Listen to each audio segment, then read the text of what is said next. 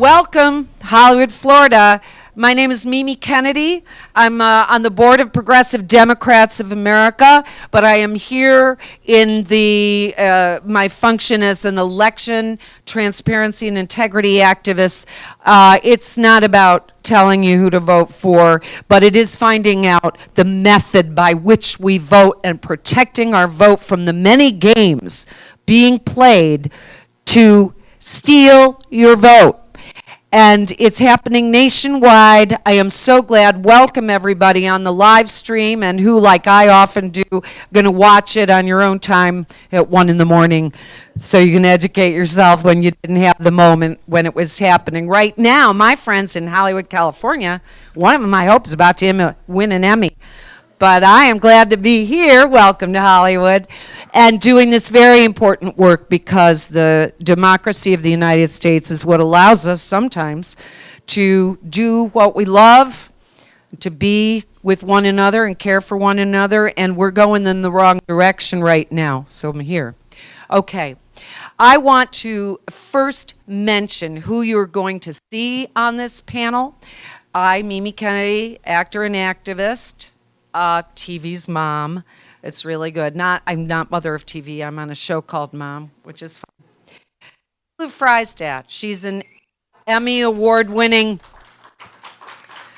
journalist and documentary filmmaker.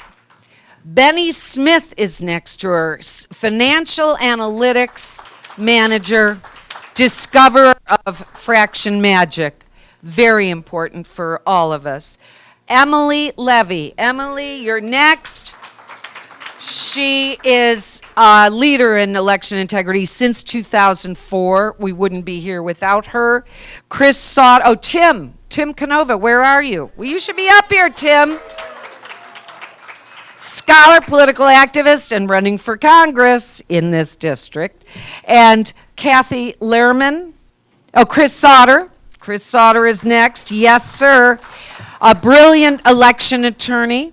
Andrea Miller, I didn't see you because you're not sitting in your chair, Andrea.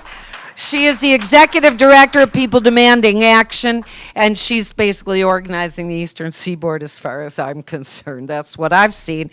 Thank you, Andrea. Chris Sauter, election attorney, and brilliant election attorney. You'll hear more in his official introduction and how much he is helping with the Audit Elections USA ballot image strategy. So that's who you're going to hear from, and it's going to be amazing. I am just going to frame things. Hi, Clint Curtis, just saw you back there. Nice to see you in your own home state of Florida. Thank you for everything you've done. Been at it a long time.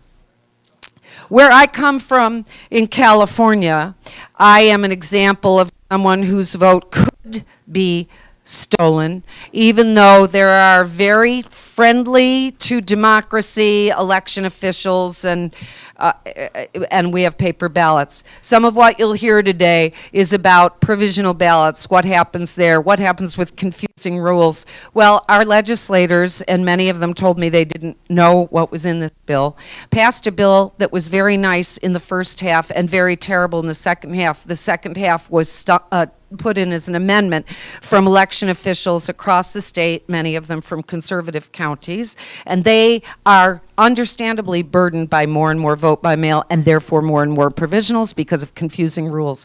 And they said we can't count them in time to get them into the mandatory audit. This year, our provisional ballots and all our late arriving mail ballots will be counted on software scanners and never touched with a hand audit. And everyone will know that. And that is a very dangerous situation, and even the legislators don't quite understand. But after this teach-in, they will understand, and all those of goodwill, no matter what their political persuasion, will understand what we're asking for and the necessity of meeting the requirements that we are stipulating. So, I would like first to bring to the microphone the wonderful Andrea Miller, and I'm reading a small print, Executive Director, People Demanding Action, which is a multi-issue advocacy group advocacy group. She's an organizer, a digital advocacy expert. She's appeared on Tom Hartman. She hosts the Progressive Roundtable on Capitol Hill. She's the executive producer. I believe that's also on Radio Blog now. I'm not, she'll tell you. She's the executive producer of PDA Action Radio. As an IT professional, she's responsible for PD Action's digital strategy. She customizes our advocacy tools. She's the former co-executive director of Progressive Democrats of America, and she was the Democratic nominee in 2008 for the House of Representatives in Virginia's 4th District. She ran on Medicare for All and clean energy. She understands what can happen in elections. And if you followed what happened in Virginia when it went down to one ballot with a stray mark that tied the race for who would control the legislature and the ballot of power, and the one stray mark made it even, and a coin toss gave the House of Legislature of Virginia back to the Republican incumbents, a coin toss. Okay, Andrea, please, thank you for all your work, and come on up and talk to us. Thank you, Mimi, and thank you, everybody that's here. As Mimi said, I'm Andrea Miller, and what I'm going to be talking to you about today is voter suppression, my favorite topic. One of the other jobs that I have is I do civic engagement for National NAACP.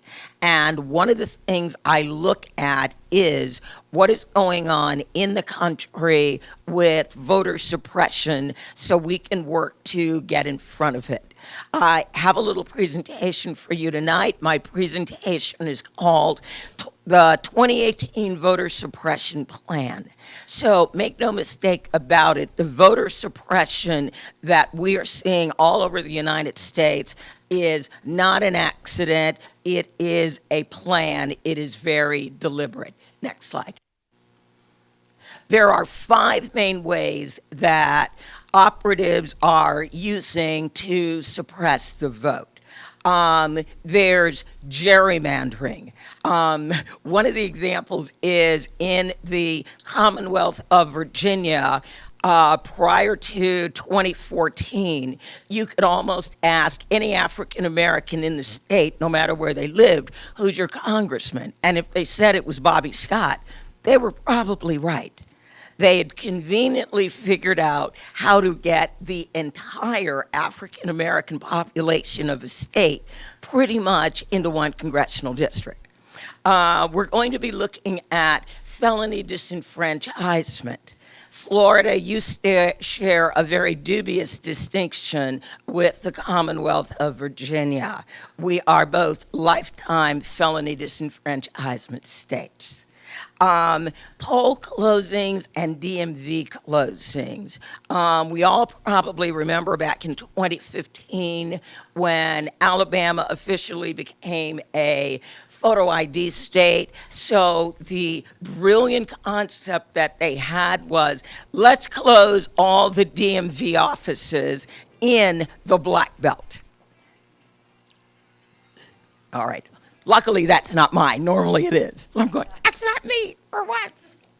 All right. And then I'm sure we all recently read of the threatened poll closings in Randolph County, Georgia, where the plan was to close 70 to 75% of all the polling locations.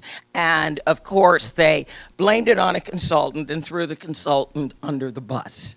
But again, we have not seen the end of poll closings. What we've seen is the end of early announcements of poll closings. All right, voter ID. We're going to talk a little bit more about voter ID a little bit later on in my presentation. Voter intimidation. I've got a great slide for that. And then my big one, voter deactivation and voter deregistration. Next slide.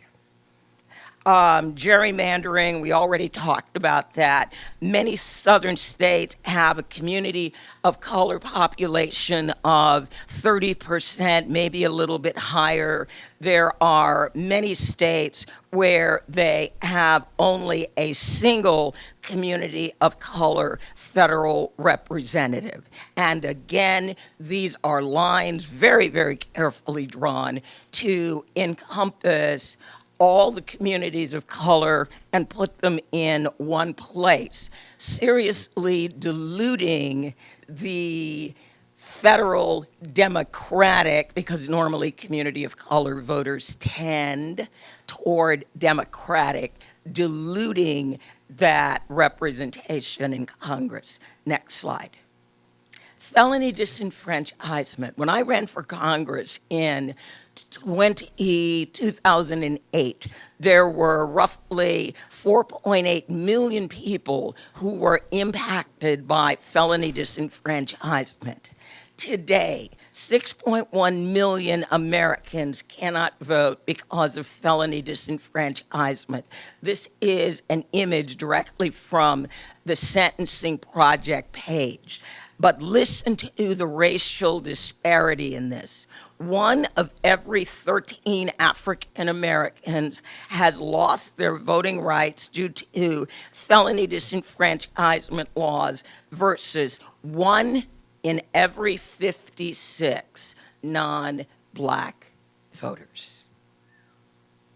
Felony disenfranchisement, as I mentioned, there are 4 states, Virginia, Florida, Kentucky, and Kansas. Now, Florida, I congratulate you on Amendment 4.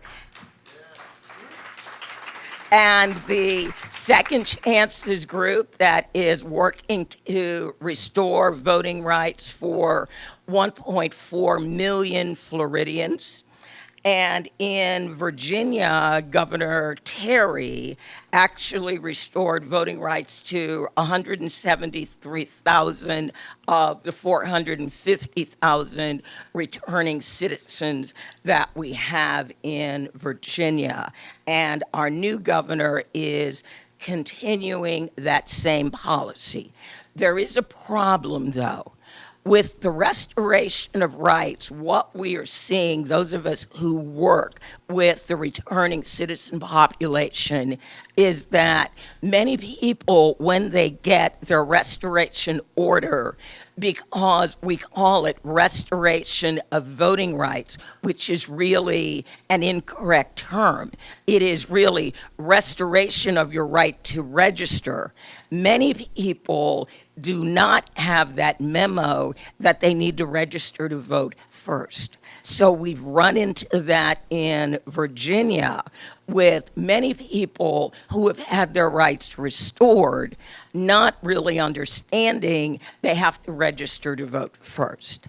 And now we're also seeing in Alabama and Georgia their laws regarding who is eligible to vote and who isn't after a felony conviction. We are discovering that they have made a conscious decision to not notify the public that the rules have changed. Next slide. Voter photo ID laws. Prior to 2010, there really was no such thing. You could go in, tell the person who you were. They pretty much accepted you at face value. Now, in some states, you must have a state photo ID. There's all types of rules about what you can have. Can it be expired? No, it can't. Can students going to a state school use a student photo ID? Every state has a different rule.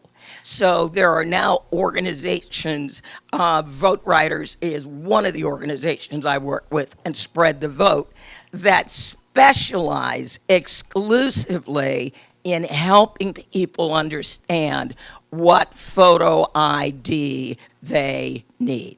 and or help people get it. I think, as most people in this room know, if you were born in the South, in many southern states, many African Americans could not be born in hospitals prior to the early to mid 1970s. So when we look at rural voters, you may find people who were born at home, if they never worked outside of their local community, they may not have gotten an official birth certificate.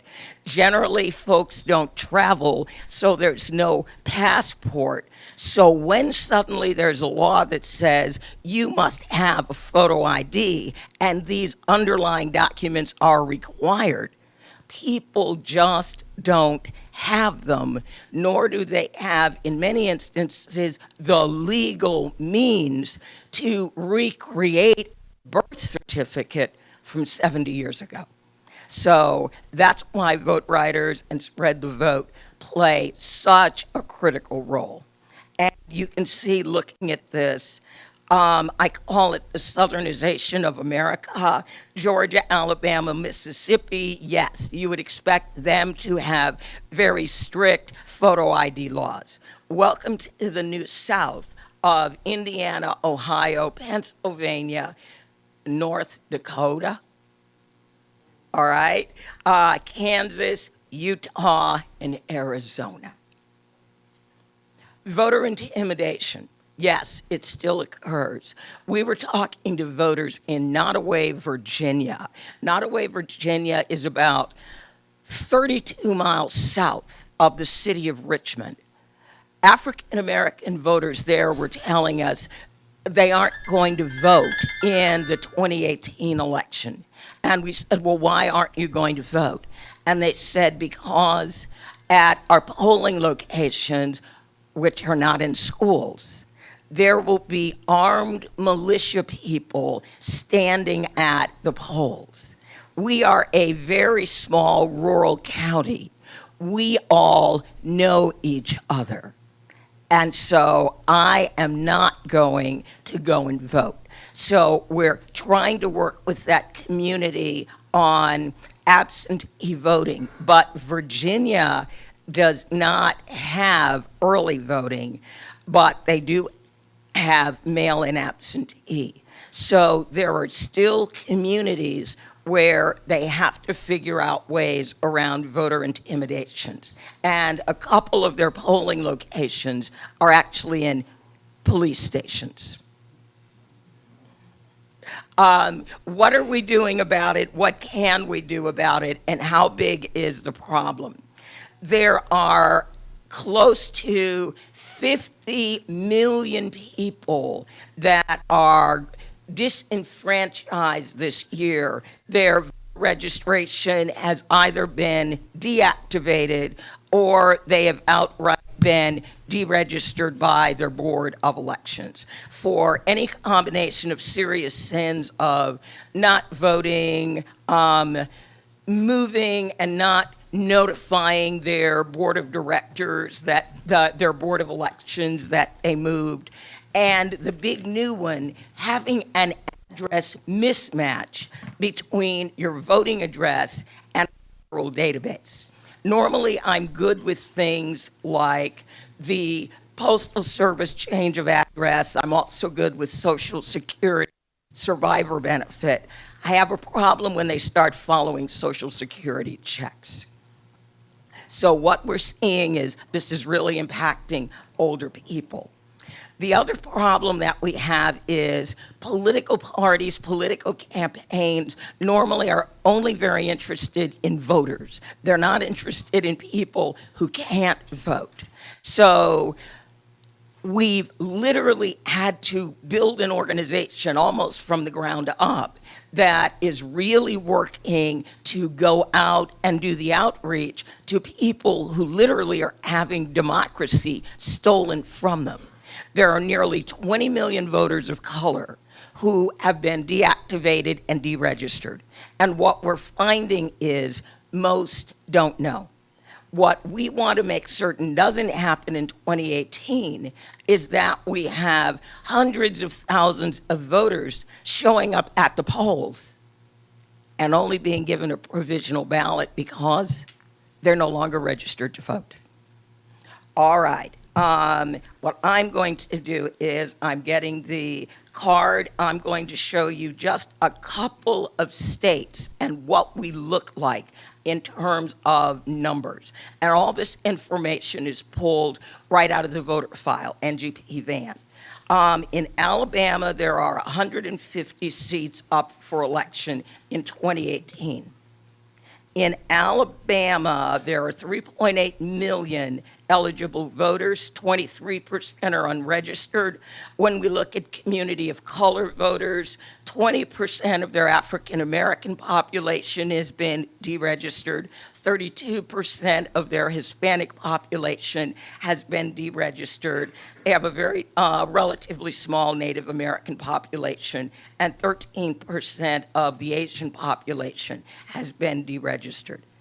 Now, the biggest prize of all, the state of Georgia, with 254 seats up in a single election. We're looking at 33% of the African Americans unregistered, 41% of Hispanic voters, 21% of Native American voters, and 36% of Asian voters. So one of, as I said, my biggest fears, and one of the things that every person in this room really is going to want to think about is, what if they gave an election and nobody could vote? Thank you. Thank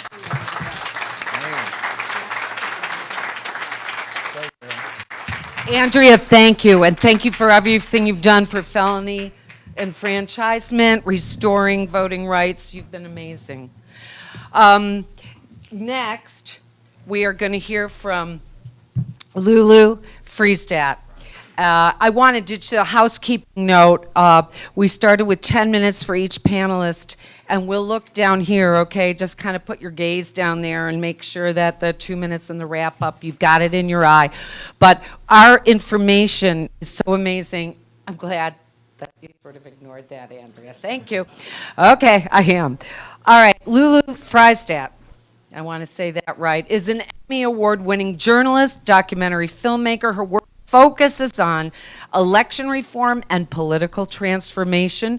Her investigative reports exposing how easy it is to hack U.S. voting equipment around the country have received millions of views online. Her exploration of the discrepancies in the congressional primary race between Debbie Wasserman Schultz and Tim Canova resulted in a court victory declaring that a top election Florida official had engaged in illegal conduct. Her revelations about the problems in the Racine County, Wisconsin vote count during the 2016 presidential recount led to the decertification of the voting machines in use there. Recent articles offer details on Georgia's perpetually failing voting equipment and provide background on a historic ballot initiative to restore voting rights to ex-felons in Florida. Her television news assignments include producing profiles of presidential candidates from MSNBC, as well as editing with Nightline, Good Morning America, the NBC documentary unit Holler Back. She did Holler Back, Not Voting in an American Town. Her first documentary exploring why more young people don't participate in politics received a Best Documentary Award from the Sunscreen Film Festival. Lulu shot and edited the film. She's worked extensively with all the major news networks.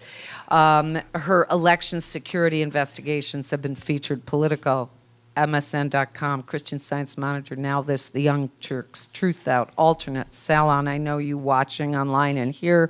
This is where we get our news. So follow her on @Lulu, Friesdat. Lulu, I can't wait to hear your presentation. Thank you. Come to the mic. Lulu. Hi, it's really great to be here. I think where's Emily? You want me twice, right? This is my election suppression portion. Okay.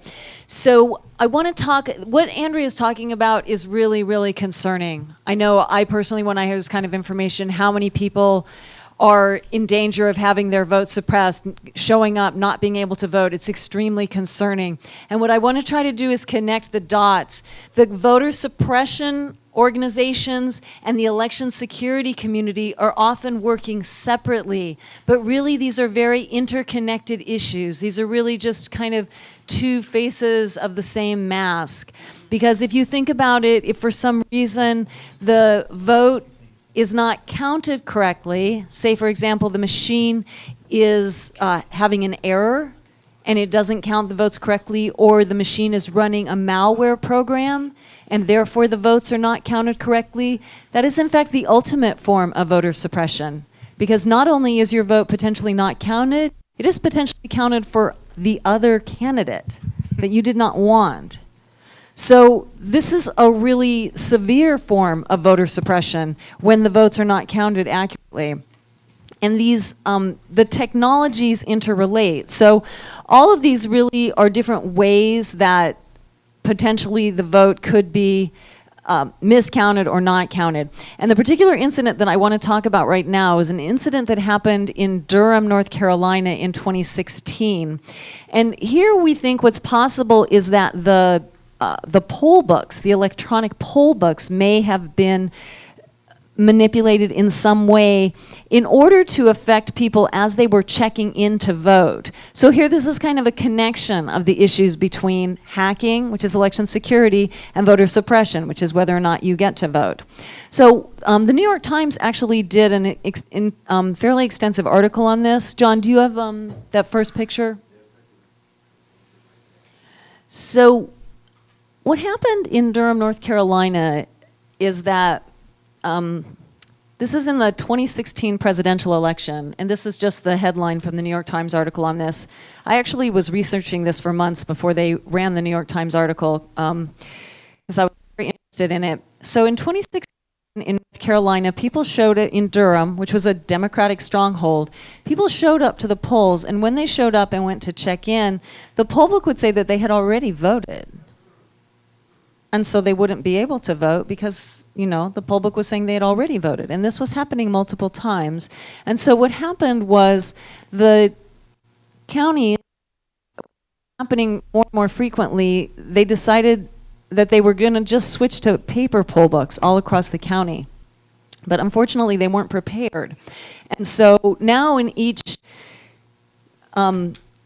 polling station, instead of having multiple spots where people could check in, they would just have one book, and the lines just got longer and longer. And in addition to that, they needed a form that you had to fill out, when you were going to sign in, and normally they had been doing that electronically. But when they switched to paper, they had to literally go out to Kinko's and make these paper copies for people to sign in, make the form, come back. And now you're talking about lines that were about 4 hours long. Hundreds and hundreds of people left the lines and were not able to vote that day.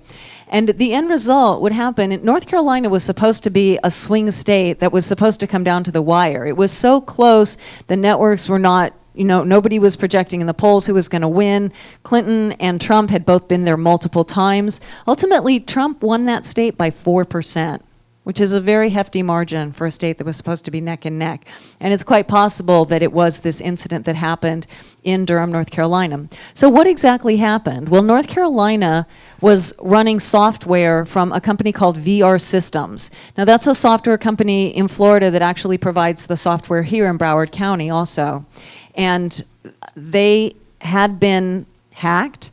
It was reported in an article in The Intercept that they got this highly classified document from DHS, which indicated that a voting equipment company, which was later identified as VR Systems, had their administration credentials hacked. Now what that means when someone can hack in and get administration credentials is that they have full access to all of the software and documents in a company. including the software that they might be sending out to counties that run their electronic poll books, that run their websites. Here in Broward County, VR Systems runs the voter registration database, they run the website, and I believe the software that helps tally the votes. They have 3 comprehensive packets here in Broward County from VR Systems. So the analysis from the New York Times and also from a computer scientist that I was interviewing and spoke to was that it was quite possible that this incident that happened in Durham was a hack on the electronic poll books. That was not what the official investigation said. However, the official investigation was not even run by computer forensics experts. They just hired some basically people with police background, really no specialized skills in computers at all, to come in, and they really were not able to properly analyze the problem.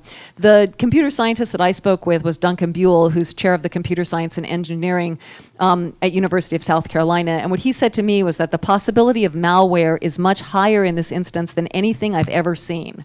He was quite sure that that was a hacking incident.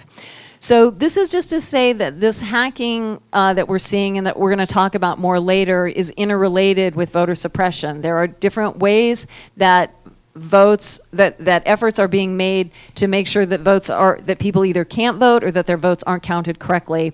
And one of the other things that we're seeing a lot in these elections is what Andrew was also talking about, people showing up and not being able to vote. So do you have that other picture, John?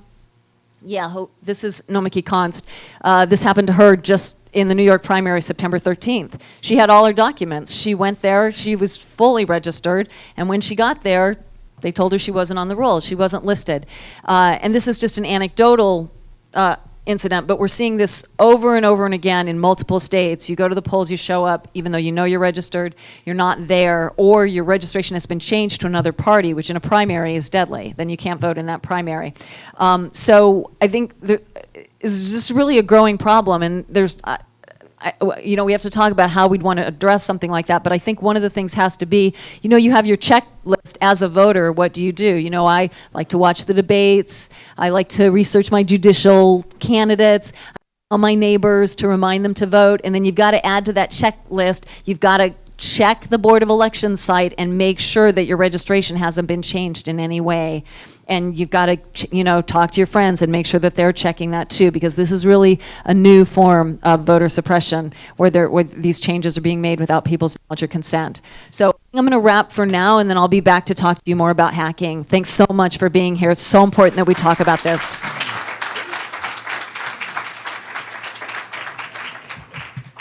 Thank you, Lulu. As you spoke, I was very aware that one of the things that we're teaching in California is check your registration, and check it now. And what we found out this morning for you Floridians is you are vulnerable to one of the voter suppression games that we're finding, which is that you might be a vote by mail voter in your registration and not know it. If you don't know it, you don't notice the ballot when it comes in the mail. It might get caught in magazines or junk mail. If you go to vote at the polls and you're registered vote by mail and you don't have your mail ballot with you to surrender unvoted, you will vote provisional, period. And in California, my registrar's staffer on the information line of the phone told me I was wrong about that. She had never heard of that in 30 years, and that I was wrong. And of course, I checked with the registrar. I was right. So we looked at the Florida registration. We checked, was it yours, Tim? Is it okay for me to say? And you don't have a space that tells you your vote by mail status. In California, it says your absentee status. You are a permanent absentee voter, or no, you're not getting a mail ballot. And I can tell. I'm telling people, take a screenshot of your political party, all your information, and date it. And if it says you're not a vote by mail voter, take it to the polls. I don't know that it will change what the poll worker legally has to do, which is give you a provisional ballot because they think they sent you a ballot and you might have voted it, and they have to make you vote provisional in case you had a mail ballot you've already voted. And they will count the mail ballots before the provisionals. But that is why you must check your registration. And in Florida, you're going to have to take an extra step to find out if you're a vote-by-mail voter, and we didn't have enough time in what we were doing today to find out what step that was. So you have homework to do to protect your vote from the game that they're playing that Lulu told you about. Okay, our next speaker, Bennie Smith, is a Memphis-based financial analytics manager for an electrical engineering and industrial automation company, where he converges technical expertise with forward-thinking, creativity, and statistics to construct innovative solutions and broaden the use of actionable analytics in finance. His passion for political strategy inspired him to develop a micro-targeting application and method to predict voter turnout. He believes this is the ultimate solution to evening the playing field and lowering candidates' costs of competing. In August 2014, Smith was approached by several candidates who insisted their elections had been stolen. Though he disagreed, he offered to examine how the system works. After discovering an uncomfortable number of irregularities, Smith began to research how votes that originate from the same source can change once they get into the GEMS, Global Election Management System. Counts about 99% of American votes in various ways, paper ballots and touchscreen. Vote tabulation program. His work was featured as the cover story in Bloomberg Businessweek. Fraction Magic is the proof of concept that he created in collaboration with blackboxvoting.org. Shout out Beth Harris.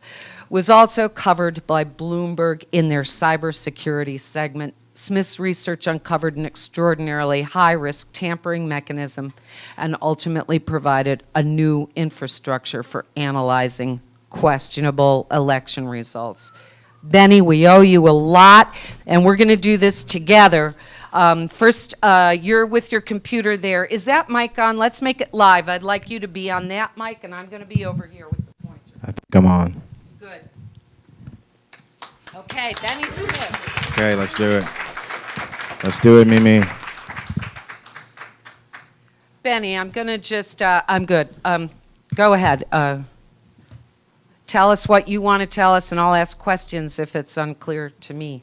Okay, let me share my screen. It's here. what they call in the weeds, but you're going to see what happens undetectably. Okay, so the anomalies that I started studying and the infrastructure that she's referring to is that our election systems count us like we're cents on the dollar. It doesn't. If you just reason with yourself, you are one person. I'm a little tall. Some people are short, but we are all just one person, right? No matter what you do when you go into the polling place, you should be counted as one person. I started finding things that I see in finance that are really common when you're dealing with, in finance, what they call allocations. So I started seeing these anomalies show up in voting results, and I thought, yeah, no, that's probably not it. So after I did the research, and I got there and I saw that the framework was intentionally inside of the voting applications, I got this morbid feeling, and then the intrigues, made me say, well, why is it there, right? So we are going to try to skip through the math lessons of it and just give you guys a driver side view, and we are literally going to take, shout out again to Bev Harris. She received a lot of the Global Election Management System proprietary information from numerous court cases. Me, her, Mimi, John Brakey, Lulu. We all sat down, we looked at this stuff intensively, and we just came up with a real proof mechanism where I am basically reenacting a crime scene. CSI Broward County is what, that's Emily. Yeah. CSI Broward County. So we are going to take this reenactment, and I want to caution everybody to just understand what I'm going to show you. Everything that you see inside of a black box, that's the reenactment. Everything else is already there. So, Bennie, and this is one of the points I want to clarify.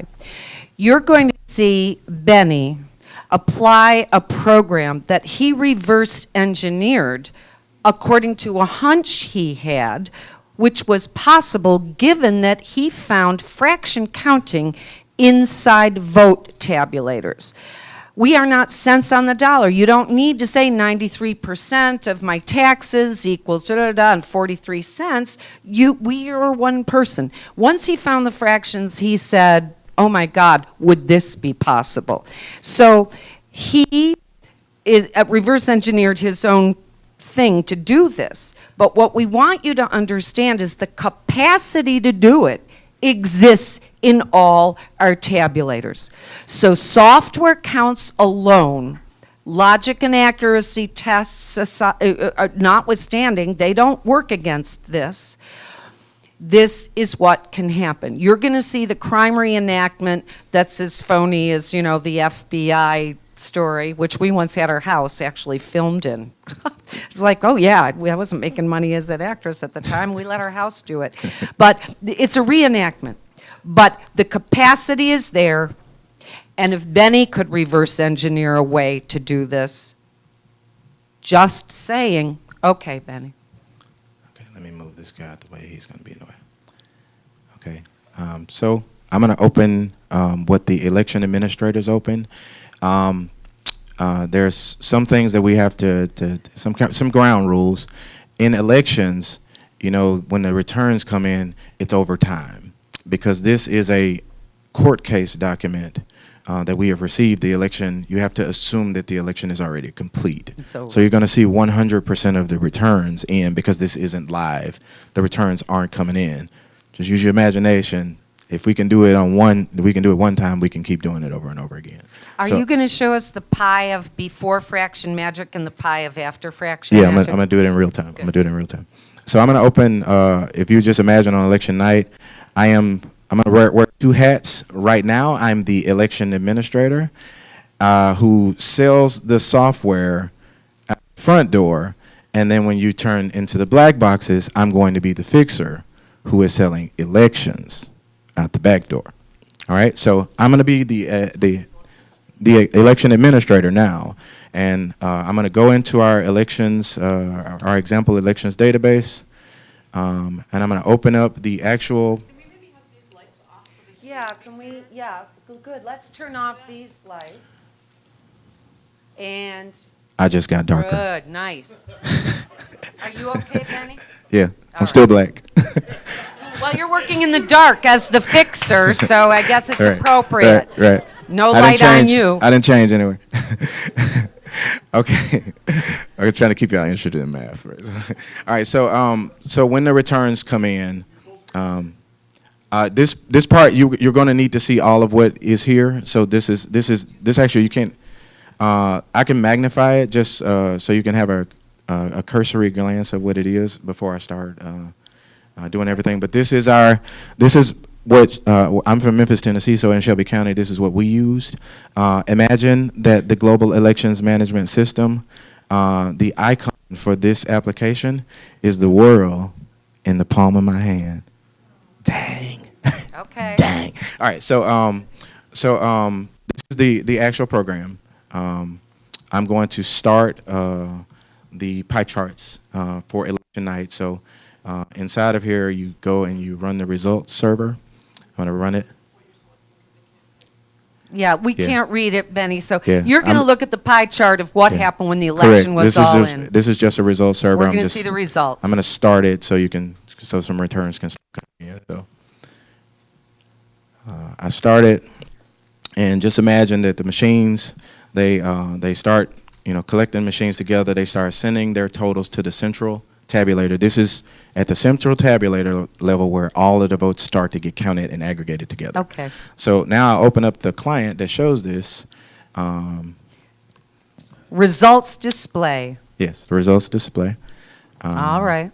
Yeah, y'all guys can walk up if y'all. So There we go. Now, that's how you get everybody in the front seats. 100% of the election is in Yes. on this screen. And this is who won. Oh, Bill Haslam won with 49 0.32% of the vote. It was 38,212 votes, and Bill Haslam was the winner. Let's see that pie chart for Bill. He's red part. He's a Republican guy. Wow, 49.32 is a squeaker for him because the other two, Zach Wamp got 28.73, and Ron Ramsey in third came in with 20.70 of the vote. You can see the totals, 22,000 down to 16,000. Then there were a couple other guys. Joe Kirkpatrick in the race. He only got 702 votes. And Basil Marceau, senior, 219 votes. I wonder if they're watching. See? You're going to see what could have happened in your election. Okay, so this is before fraction magic. This is the real vote count. And this is the governor race we're going to look at. This is the one Benny is going to show you fraction magic about. What happens, Okay, Benny? so I'm going to be the local. I'm the fixer now, and I really don't like Bill Haslam. So I don't want him running. I don't want him running against me again. So I need him to come in like third or fourth, so he can think that his political career is over with. I would like for Zach Wamp to be the winner. You want Zach to win. That's the guy that you can say is the establishment guy, but he doesn't have enough name ID. We'll give it to him on election night. Ron Ramsey is going to probably be a close second. No, Joe Kirkpatrick, Yeah. who only has 702 votes. Yeah. We're going to give him a Colbert bump and put him up to second place. Second place. Yeah, we'll put him up to second place. And people are going to buy that, even though only 702 people in the district versus 22,000 for Zach. They're going to buy that. So for our mock election, some kind of scandal that was just factored in the closing weeks before the Okay. voting started opening. Something happened where this guy, Bill Haslam, had some problems, and this Kirkpatrick guy really took a stand against it. So his numbers automatically started trending, and the people started making him the native son or something. All righty. Like that. Okay, so show us what scenario happened that goes for that. if So now, the fixer fixes. with the election returns still showing, I'm going to open up one other one. I'm going to gloss past it. It's just to show you one simple thing, and it's the election summary report. So in the local place where people are sitting in the actual commission, they're not looking at the pie charts. They're actually getting the reports that come out. So I'm going to put the report here also. I'll zoom in so you can see the actual totals. Are we at 100% of the district? We are still at 100% Okay, we're for still this. 100%? So these are just the same totals displayed a different way. All right. You can see who the votes went to. Yeah. Bill Haslam is obviously our winner. Same scenario. I'm Okay. gonna move some real estate out the way because I'm gonna open up the bad stuff. Okay. I'm going to open the fraction magic application, which is the reenactment of what a person would do if they were the fixer. So now And I'm going you- to be the fixer. You told me it's up here as a small R, or there's a little letter that you can see and I can't. Well, I'm going to open it. You won't be Okay. able to see it, and All I'm going right. to. Fraction magic is now running. It's up here where I'm highlighting, and tell me if you can see it. I can't see anything. Can anybody see it? I'm going to do something. Okay. I'm going to open up oh, it's there. I'm going to open up something, and then I'm going to switch to it. Okay. Now can you see it? No. Oh, look a little closer. I don't think it's streaming on the. I don't think it's streaming on here. This is right here. Yeah, let me do it in Zoom. Let me do it in Zoom. Let me zoom in. It is obscure. It is very obscure. No, I mean when you were on Zoom, the Zoom. Yeah, I'm in the Zoom now. Oh yeah. You chose which video Yeah. screen to share. Can you see it? Choose that.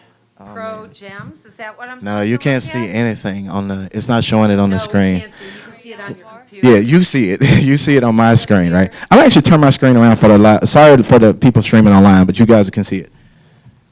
Oh, there's See this top square right here? It is very hidden, but you see this. It's kind of ghostly. It's a gray gray Yes. square. It's Yes. grayed out. It's very obscure, right? It's Okay. it's there so that I know it's there, but everybody else that's sitting right here saying, "Hey, the election Okay. returns are coming in." All right, so go ahead. All right, so I'll move all this stuff out the way. I'm going to tell Fraction Magic now that I want to start taking the results, right? So I'm gonna type in my little magic code. 1,000 2 1,000, 3 1,000, 4 1,000, 5 1,000, 6 1,000, 7 1,000, 8 1,000, and I'm done. Now, for everybody who's watching online, I want to show them that this is ethical. So I say that this is Fraction Magic, an ethical swap complete. So now when I close this, I open up the results. So if I refresh the results, everything is still in the same thing. Everything is still left in place. And I bring the results open. Don't make me look bad. We now have a new winner. Okay, Zach womped. Yeah, I like He that. womped. He did very well with 56.87% of the vote.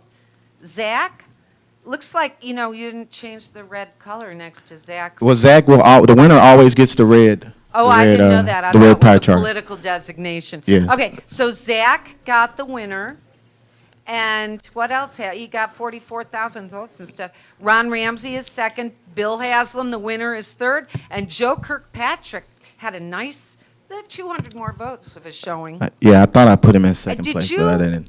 Did you predetermine the percentages? Did you say, I want Zach Womp by to have 57%? Well, how did you do this? Not exactly 57%.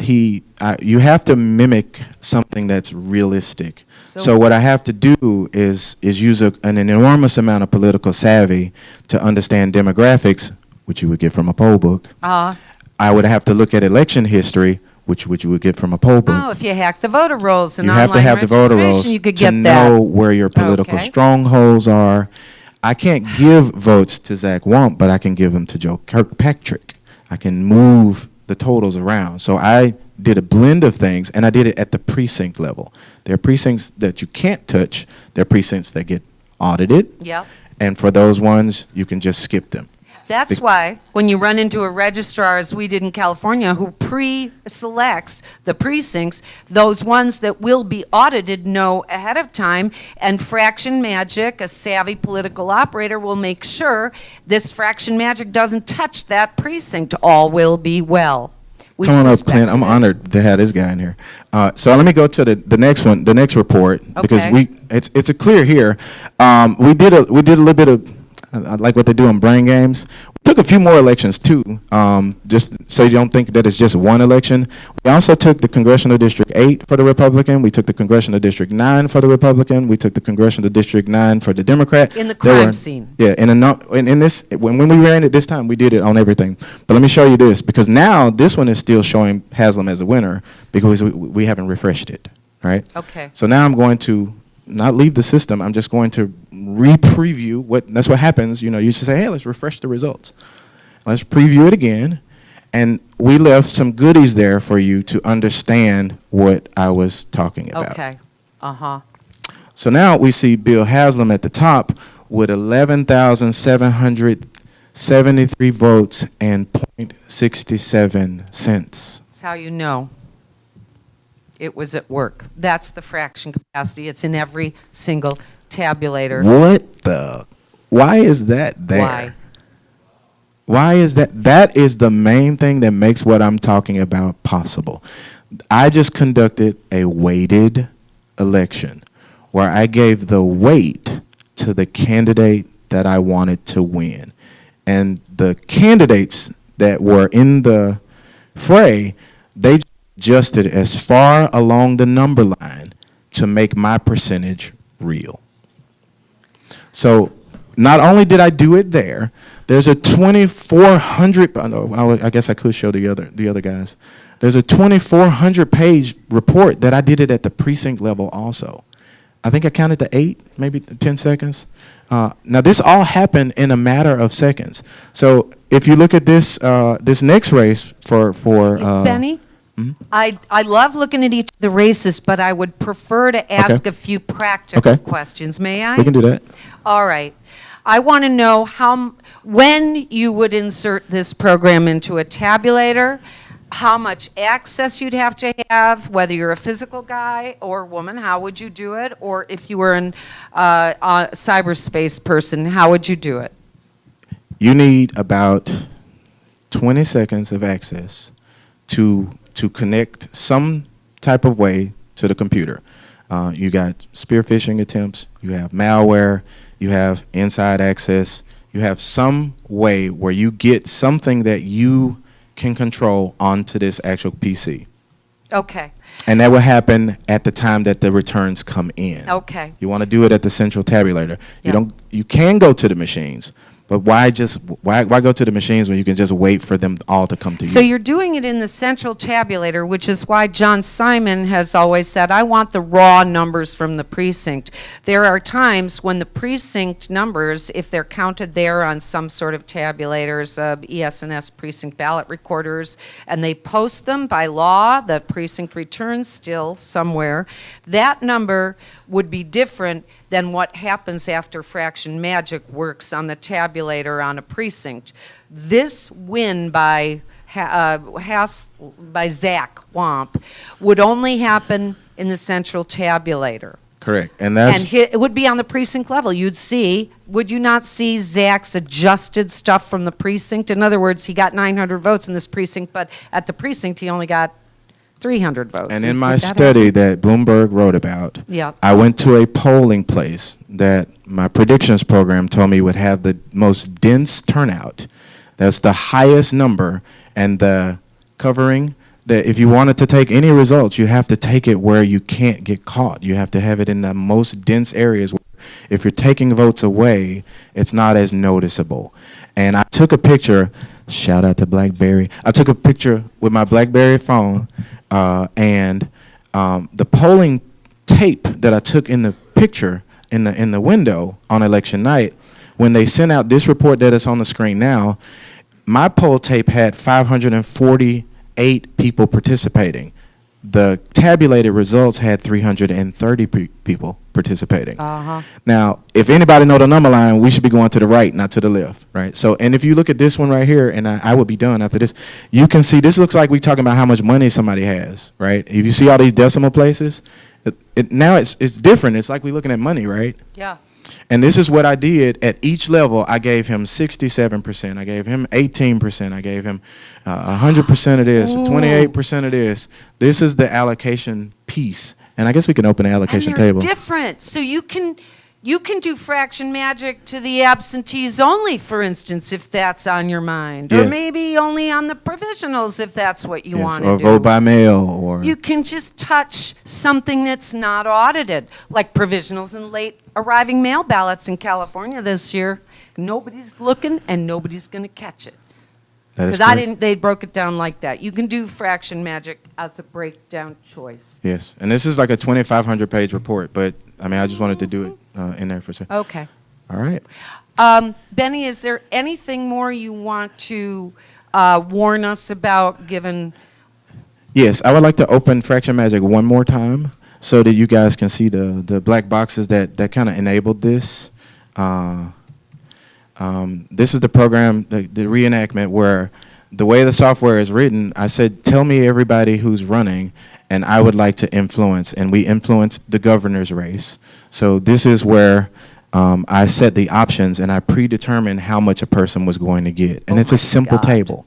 It's 200 records. It's a simple table that basically said in precinct, which is Roselle Elementary, where I'm highlighting for 0100, Zach Womp was going to get 60% of early voting. Well, 60. That's your choice, 0.8496. not the voters. You can't just do a plain percent. You know, you got to have some trailing. You got to have some trailing digits behind it. 68498498. I just typed anything. So he had a reasonable night in early voting. He killed it in absentee ballot. You know, the overseas people like him, the military people like him, so Get all he those killed it in excuses. absentee ballot. Yeah. And he had an okay night at the polls, right? At the Maybe because polls. everybody voted early for him already. Clean shoot. At the polls. So that's when you, yes. Well, I was just going to say, Bev Harris has often talked about a three-pronged strategy, one of which is media.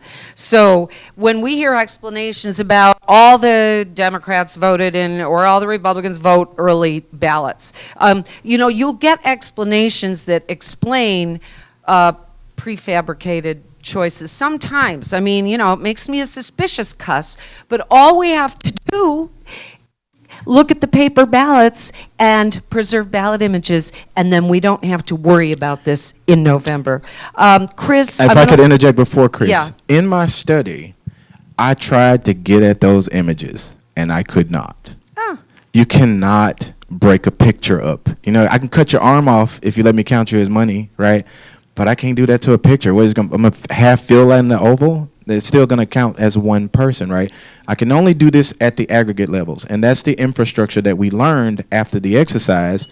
Was that if you wanted to preserve anything, you need to preserve the picture ballots and the paper ballots, because they have to go hand in hand. You can manipulate a picture, but it's gonna take a whole lot of time, and you ain't gonna do it on election night.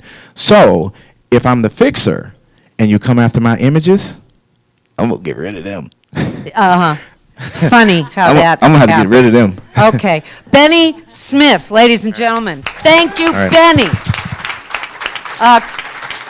Yeah, Bennie. Thank you. Yep.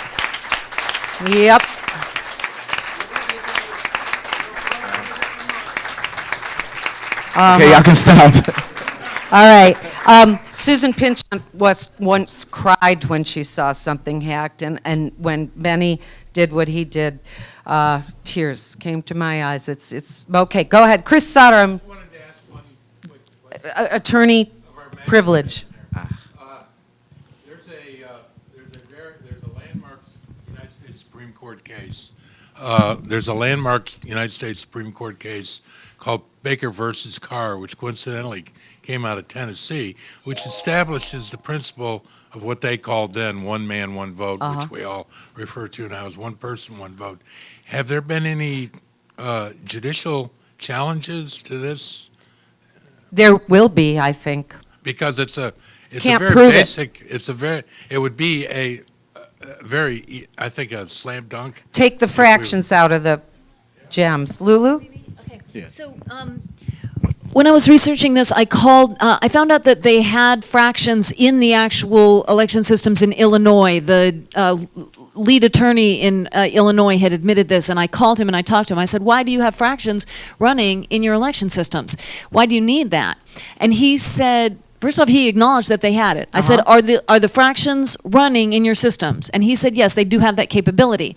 And he said the reason why is because there are these some obscure elections Water where district, it I has think. to do with land usage. And if you're in these particular types of elections, if you own like 5 parcels of land and someone else only owns 2 parcels of land, then you get 5 votes to their 2 votes, and you need a fraction. And these are very, very rare, obscure elections, but because of that rationale, they were able to say, well, then we need the program, and so then they just put it in all of their That's election right. systems. So that was the rationale for this program, which clearly is not normally necessary. And Thank you, I'm gonna try to put up on my screen again. I don't know if I can answer questions. What is it? Well, he's got a question. We We're want to gonna do a question Q&A answer at the end. We realize that Yeah. the thickest part here is this fraction magic. It's sort of the newest, and this is the best explanation. But it's all goes together with what Andrea and Lulu have talked Right, about, and right. what now we're going to talk about as solutions to all of it. Yes, So and I'm gonna may share I my- bring up? Go ahead, I'm going to share my Bennie. screen again, and did you you're wanna do? going to see. I'm just going to do it over while we're doing it, and while somebody else is talking. Just if you just glance your eyes up there, I'm going to show. I can't share it that quick though. Let me try, but I don't want to take up the time. You're going to see inside of this application the type of races that I affected. I changed the setting to show you that I was conducting a weighted election. And A that's what you weighted. saw. It was a weighted A election. weighted So the election. program is going to say, hey, you just ran a weighted race. Your guy won. Obviously, I picked him, right? Yeah. Okay. Would it say that on It the does. election administrators? No, because they No, don't it want wouldn't to be say- caught doing no, a weighted it race. It wouldn't say that. Okay, all right. Bennie, thank you. We're going to have a break after our next presenter who does 5 minutes, and it's going to be fascinating. It's about Florida. Kathy, are you with us? Okay, good. Kathy Lerman is an attorney licensed in Florida with over 30 years of experience. Her areas of legal practice include business and corporate law, healthcare law, and regulatory compliance. In addition, Ms. Lerman has been nationally recognized for her work in the areas of public corruption, organized crime, fraud, and investment fraud, particularly those schemes targeting the elderly.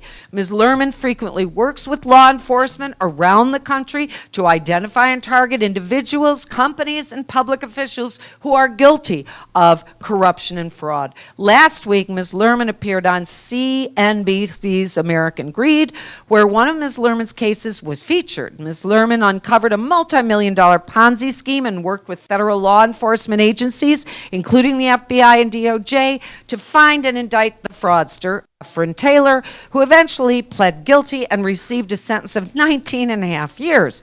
Ms. Lerman has been featured on 2020 Nightline, the Wall Street Journal, Fox News, and many other major news outlets and publications, and is considered an expert in legal matters involving organized crime, public corruption, fraud, and Ponzi schemes. Yay, Kathy. Welcome to the microphone.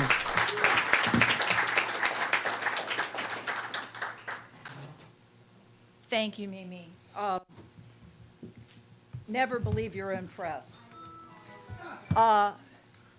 Microphone? Yeah, they just talking to the mic. Oh, they want me to talk to the.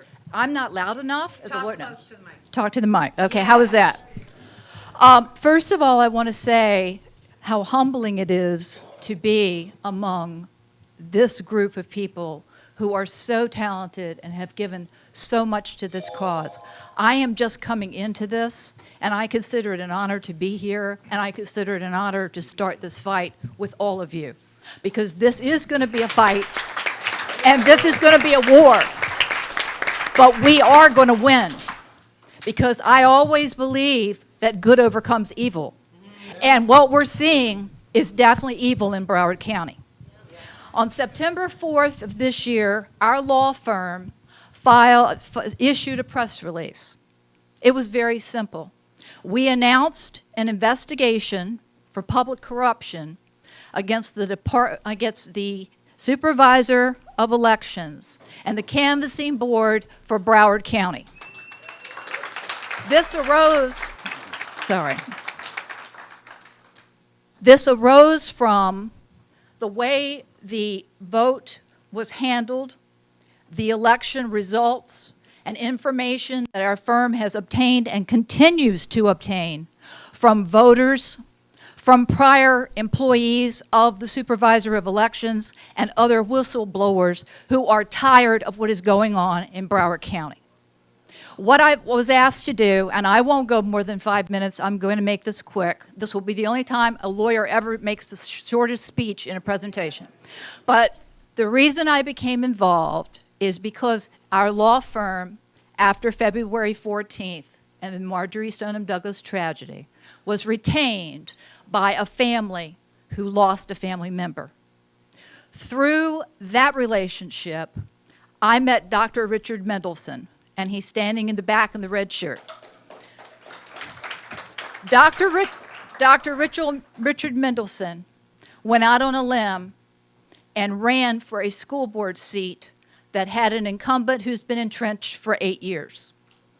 We were sure going into the final days of the race, we had won. And when I say we, I mean every single Parkland supporter who was supporting people trying to get out incumbents. The day of the last day of the election, my daughter called me. She was at the polls, and she said to me, she was elated. She said, "I'm so delighted. We've won. There is hardly anybody here.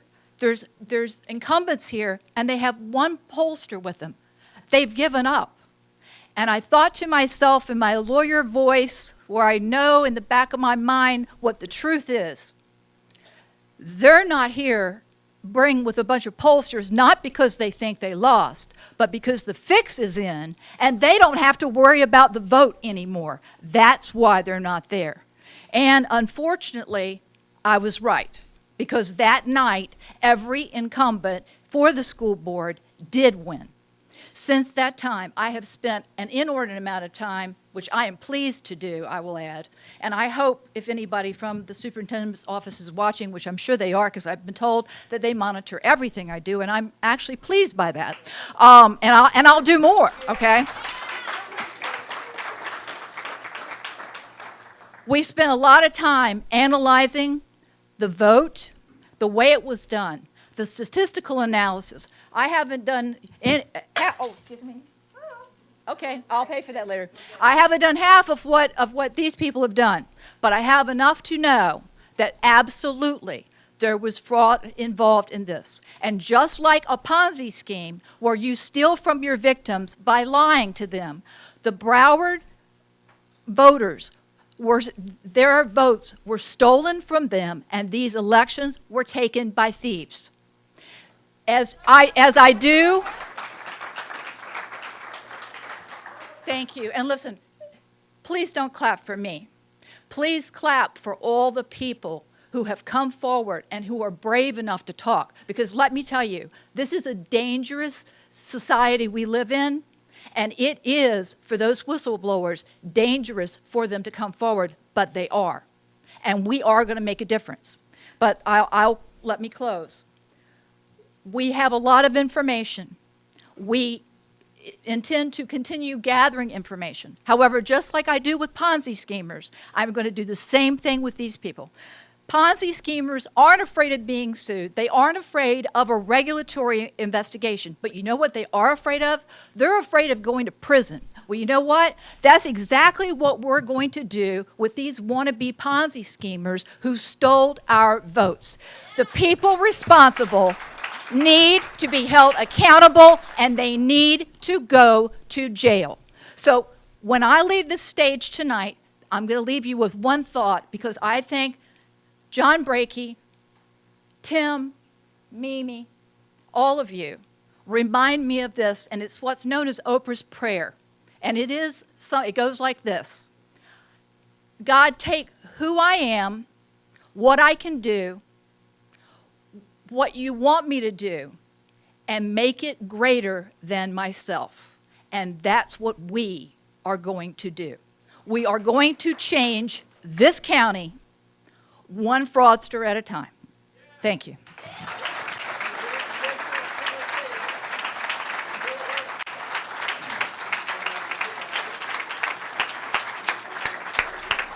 Kathy Lerman, thank you. We're going to take a break, let you get up for a minute. Please come back. You are going to learn the solutions. John Brakey, who's been down here on our technology, who I know, I can see, we're so moved to be here near Parkland. Thank you very, very, very much. Incredibly moving. You're going to hear from Emily Levy. A 10-minute break, is it? All right, 10 minutes. Take your break. There's food over there. And please come back. And to our live streamers, we are going to be talking about the solutions, and it's something all of us can do. We're going to protect our votes. Check your registration. If it's correct, take a screenshot and date it. And keep checking, I would say once a week. This is like hygiene. Until the election. Well, here's what I do. I go into a browser and go, check my registration, California. And what we did today was check my voter registration, Florida. Well, I don't have a URL because I don't remember them, but you're on the phone right now. Let us know while I'm still talking if you get there. Check my Florida voter registration. Andrea, what do you do? Everybody who can remember that many things in a line in your brain, go ahead again. You can do that? That's what it is? BrowardCounty.org, voter registration. What else? Broward SOE. There are a lot of ways you can think of. What I really like to try to tell people is something useful that if they just think practically, they don't have to remember something exactly. But I appreciate that, Andrea. Yes. Perfect. Check my registration status. So, if it's correct, take a screenshot. If you don't know how to take a screenshot, ask the youngest person you know, and they will help you, or print it out. Then keep checking it. And unfortunately in Florida, you're going to have to call somebody at the elections division and ask, am I a permanent absentee voter or a vote by mail voter? I have found no way to discover that status online simply by being interested and entering my data. The reason this is important, as I've reminded you, is you will be a provisional voter. And in corruption, provisional vote batch is the best way to get at screwing you up, dropping your vote, not letting you vote, or fraction magicking your vote, because the provisional vote count is often no data is kept about it. That's what we found in LA County. We don't keep that data. And now now that we had a court ruling so close to maybe we had to audit the provisional vote count, we wanted to pass a law that says we never, ever, ever have to. And they got the damn law. And the legislators, I explained, why did you do this? They went, we did what? Why'd we do that? And I said, because it slipped by you. I was helping pass a law that got a corrupt registrar to stop telling which precincts would be audited. She was alerting them before the election. You'll be audited, you won't. Have at it. We had to pass a law going, you can only randomly select the precincts for audit after all the votes are in. And she hated it. She's now a big mucky muck in our state election officials organization. She's failing upwards. And she also is typical of what goes on. There are election clerks who are trying to find any way they can to keep the game going. And the legislators hate to take on the election clerks because the election clerks help elect them. And it's just like, at Thanksgiving, you don't want to take on the crazy one in your family because you know what's going to happen. You throw up your turkey. But anyway, be careful. We're the protectors of our vote. Check your registration. They're playing games there. We know they were intruded upon in 21 states. Many of the secretaries of state denied it, but it did happen. We believe they were going for the recipe ingredients for fraction magic. Once you're into a Secretary of State's voter database, you can leave a back door and you can find out who's likely to vote, who's inactive, who's active, what party. And we already had a game played in California where 118,000 legitimate voters were dropped from the voter rolls before our June primary. It created 92,000 provisional ballots that otherwise would not have been provisional ballots. And I thought, how convenient, the first year that provisional count is not audited. That was a little dry run. Let's do a game and see if we can swell the provisional count. Well, they got away with it. And now I'm watching it in November. I'm trying to get our Secretary of State, Alex Padilla, I'm talking to you, to issue an emergency requirement. We're going to audit the provisional vote count and all the late mail ballots.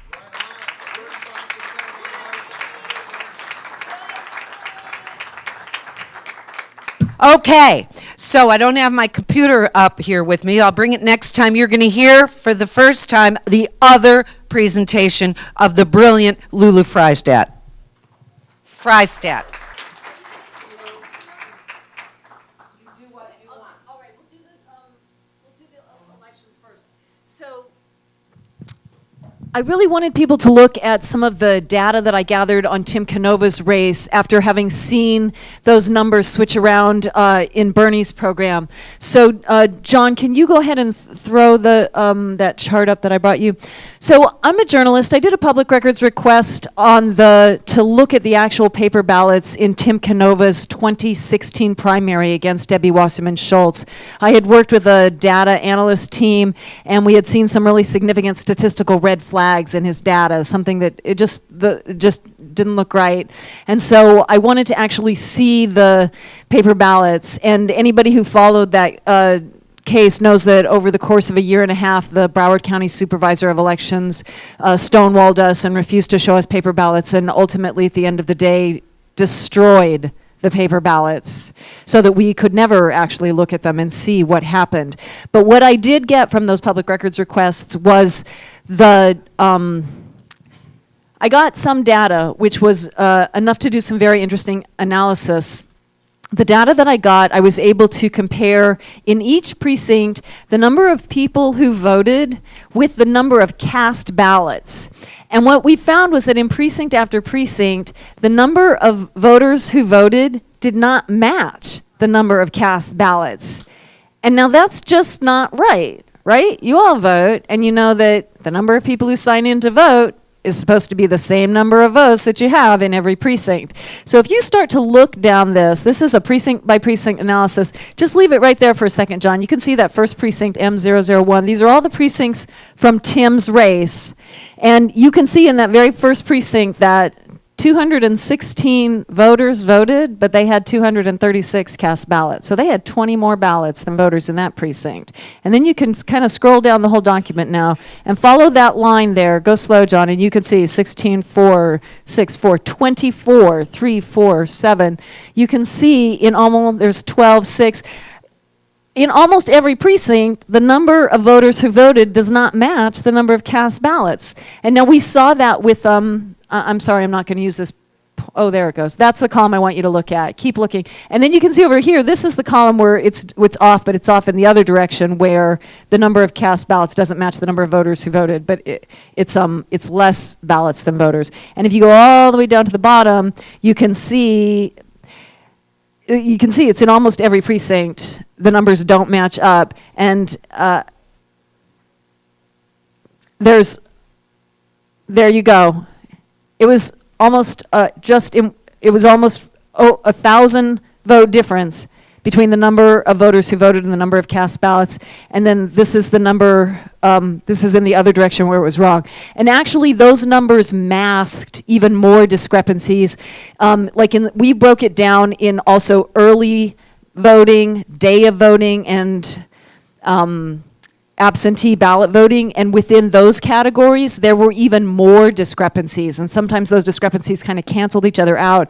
But you can see there was over 1,000 vote difference, and Tim's race was lost by about 6,000 votes. So you might say, well, maybe that wasn't enough to swing the election, but you also just don't know what else went on. Like, you don't know what else this is masking. And what we saw with Bennie's program is that those numbers can just be, swinging around any way that you want, and it might be masking any number of other changes.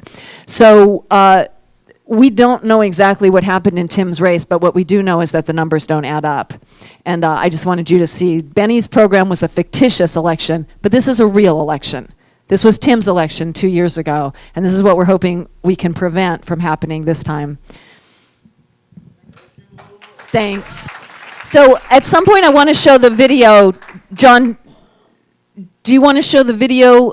I think Tim's going to go next, right? Yeah, I'd love to hear from Tim, and then maybe after that we can show that video. John, there's a 5-minute video that shows how you can plant a program in one of these optical scan machines, and I think you might want to actually see how it can be done. We had hackers actually doing it.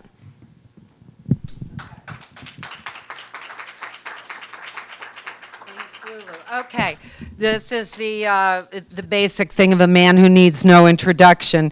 Certainly not in Hollywood, Florida, and Broward County. But for all of you who are seeing this nationwide, so much of it applies everywhere. Tim Canova is up next. He's a scholar and political activist. He was drawn into Florida politics in 2015 through his work to stop the proposed Trans-Pacific Partnership. Thank you for that, Tim. Frustrated that his Congresswoman Debbie Wasserman Schultz voted to fast-track the TPP, Tim soon challenged Wasserman Schultz for her House seat in a closed Democratic primary. Wasserman Schultz was then the chair of the Democratic National Committee. I think Bernie Kratz remember that. In the closing weeks, Tim's campaign came from nowhere to apparently within a few thousand votes of winning, but after the election, a number of leading election integrity analysts raised questions about the accuracy of the final vote count. To put concerns to rest, Tim sought to verify the vote by inspecting the ballots under Florida's public records law, but the Broward County Supervisor of Elections then destroyed all the paper ballots in violation of federal and state criminal statutes, which require, of course, 22 months of preservation of election records. After the 2016 election, Tim launched Progress for All, a grassroots community action group that has advanced a progressive agenda in Florida and throughout the United States. Tim is once again running against Debbie Wasserman Schultz in Florida's 23rd Congressional District, this time as an independent in November's general election. Election integrity is at the heart of his campaign. That is why he's here. More information at progressforall.org. Welcome to the microphone, Tim Canova.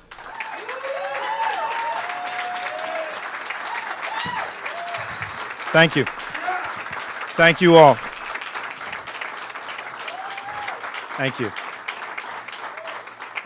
Thank you so much. I appreciate that introduction. I want to correct one thing that Lulu said. She said, this is something that happened to Tim's election. This wasn't just my election. What happened here in Broward County 2 years ago happened to our election. If there was a, I was going to say, thank you. I was going to say if there was a crime that was committed, I shouldn't say if, there was crimes committed actually, and I'm not the only victim. The voters of Broward County will never get to see the ballots that were cast on August 30th, 2016. I'll just say a few words about the campaign and the aftermath with the ballot destruction case. Many of you know it was quite an epic campaign, David versus Goliath. We built up an enormous field operation, and we were able to raise the resources, only by raising money online and small donations. And we plowed so much of the money back into the district. We had 4 field offices. We had an army of field organizers and volunteers knocking on 10,000 to 12,000 doors a week in the August heat of 2016. Now, and I think in addition to that, the phone banking operation was significant, about 2,000 to 3,000 phone calls a week. This may have been the largest grassroots field operation in the country for any congressional district.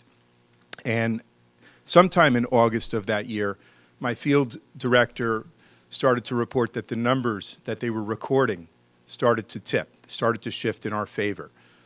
The day before the election, August 29th, my brother and Richard Bell, the chief of staff, they were, I believe, out at dinner, and somebody looked at a screenshot. I wasn't there, so I don't really know how it came to their attention. But the local NBC6 had a preview of the next day's elections. And each of the elections were zeroed out. Each of the candidates 0% with 0 precincts reporting, except our race, which showed Wasserman Schultz beating us, or ahead of us, 58 to 42 with 69% of precincts reporting. And that always struck us as very strange, to say the least. And we called up, and NBC took down that screenshot. Never to this day have we even gotten an explanation. The next day, all of the voting sites, this reminds me of what Kathy Lerman was saying, her experience and her daughter Candace's experience and the Richard Mendelson campaign's experience this recent primary election. We had a similar experience. Every early voting site and every election day, primary election day site we went to, it felt like we were winning a landslide. Now that's anecdotal, so you don't really know if it's reflecting the reality.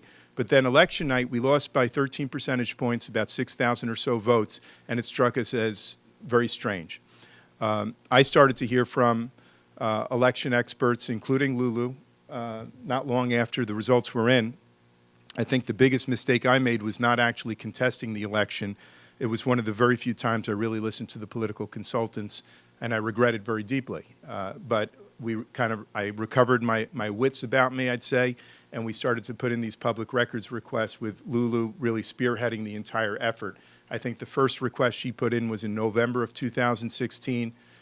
3 requests later, 7 months later, 7 months of stonewalling by the supervisor of elections, we filed a lawsuit in June of 2017. Under Florida's public records law, everybody here, every resident of Florida has the right to inspect public documents under the public records law. Ballots are public documents. That's also a Florida state constitutional right.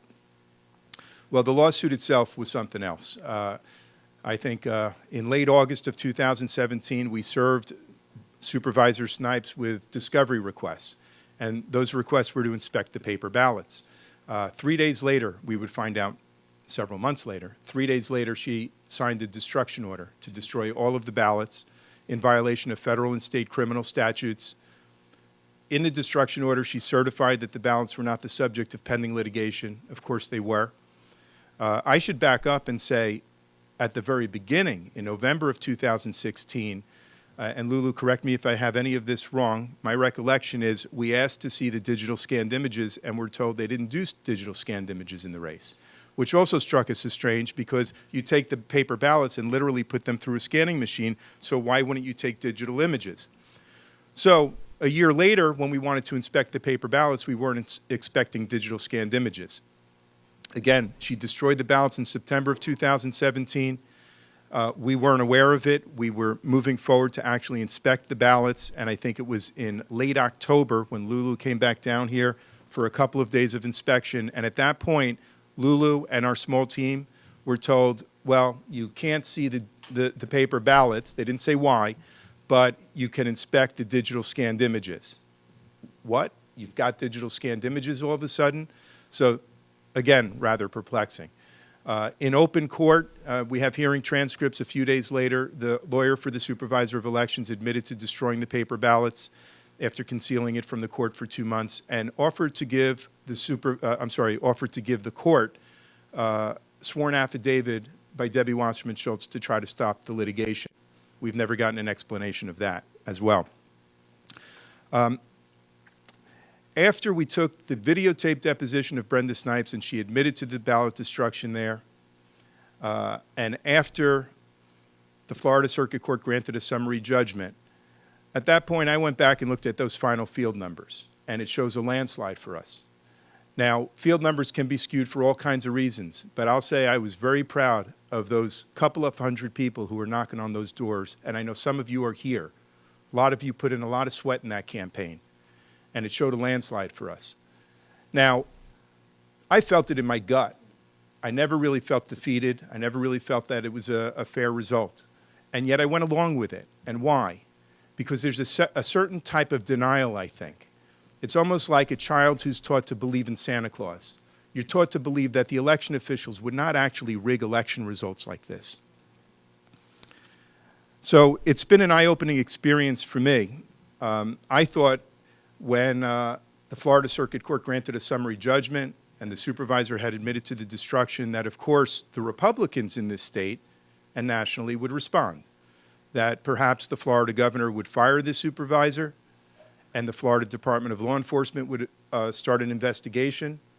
None of that happened. The Justice Department, as far as I know, and the U.S. Attorney are not investigating as far as I know. And it took a while for the word to get back to me. It's because they have the same financial backers that Wasserman Schultz has, which paints a very sad picture, doesn't it? That it's really one party out there, the party of money, at least at the establishment level. And sometimes they wear blue shirts and sometimes they wear red shirts. That's what we're fighting against. And you can imagine how depressing this was. It's depressing to lose a campaign, but that's something I could get over, that many people get over. I was an athlete growing up, cross country and track. I was used to losing a lot of races. You get over it and you move on. But there was something else about this. It was losing the confidence that we have in democracy. And I remember, thank you.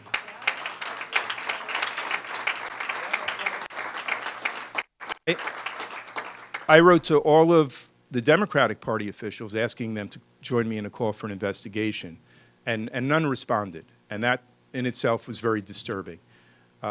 It's not a culture of democracy. It's an authoritarian culture if nobody's willing to step out and defy what the party leaders want. And I've said many times that that doesn't sound like a democracy. It sounds a lot like organized crime. You can imagine it's difficult to get out of the bed in the morning and keep campaigning when you realize they may have gotten away with rigging an election. They certainly got away with a cover-up, with getting rid of those ballots. The digital scanned images, you can't inspect the software, so I'm not sure what good they are. These experts here can talk about that issue much better than I can. And I remember saying to my mother, it feels a lot like Groundhog Day. Got to get up in the morning and it's the same reality. If this is a crime scene, and John Brakey said, you went from an election scene to a crime scene. By being a candidate again, I had to relive this every day at the crime scene. And I also said it felt a lot like High Noon. That movie High Noon, where you're sort of out there, Gary Cooper's out there on the main street, the bad hombres are coming into town, there's no one there. Well, I'll tell you, it felt like noon until recently. You know, this group that has arrived here for this conference is like coming to the rescue. They're angels coming to the rescue. Yeah.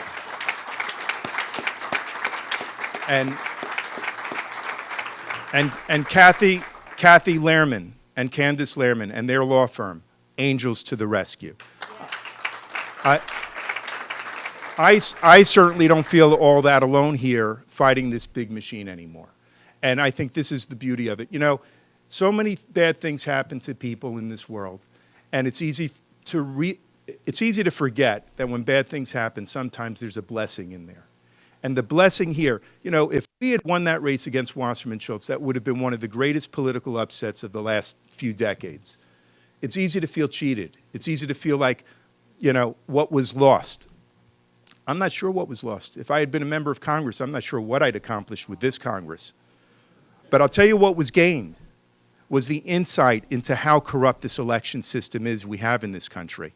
And when I decided not to drop out of the race, knowing that they could rig it again, the reason I decided not to drop out of the race is because I'm committed to exposing as much of this corruption as I can and to educating voters on this issue as much as I can. Thank you.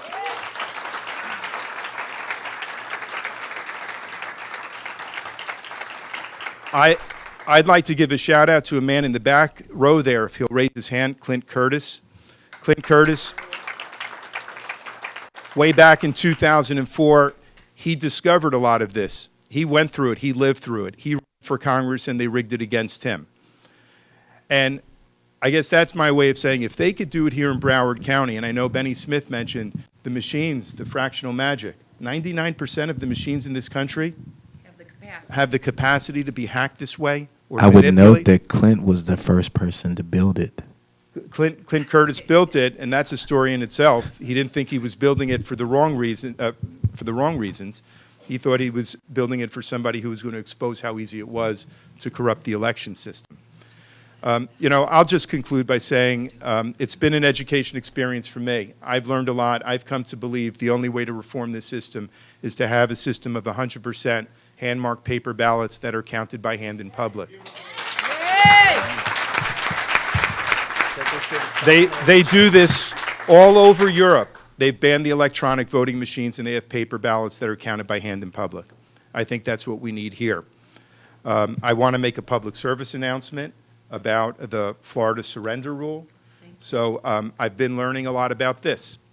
If you get an absentee ballot in the mail and you decide not to fill it out and mail it in, and you go to an election site to vote in person, whether it's early voting or election day, they will not let you cast a ballot because you've had an absentee ballot sent to you. And correct me if I've got this wrong, please. So they will basically ask you to fill out a provisional ballot. And there's a big history of the provisional ballots. Apparently they're counted last, and that opens up a lot of opportunities for manipulation in the vote count of the provisional ballots. And I'm not sure if they're audited quite the same way as regular ballots. John Brakey's shaking his head no. So the experts...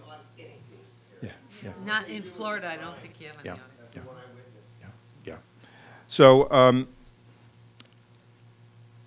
as a result, if folks out there have absentee ballots, bring it with you to early voting or election day if you're voting.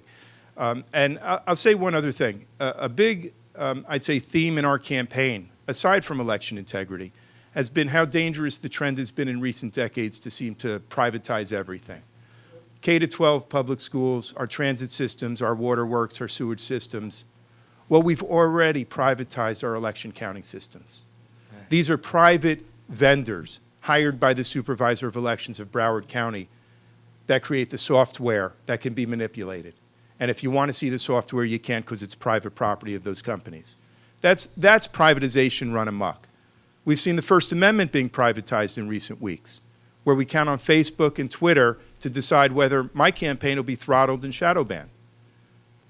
So this privatization trend has to end. We have to reclaim our own elections. Again, I'll just conclude by saying that the blessing in all of this has been that it has woken me up. We all have to be woken up to the threats to our election system. They're beyond threats. It's now the rot in the election system.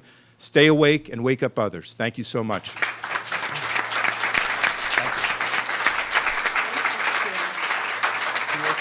Tim Canova. Tim Canova.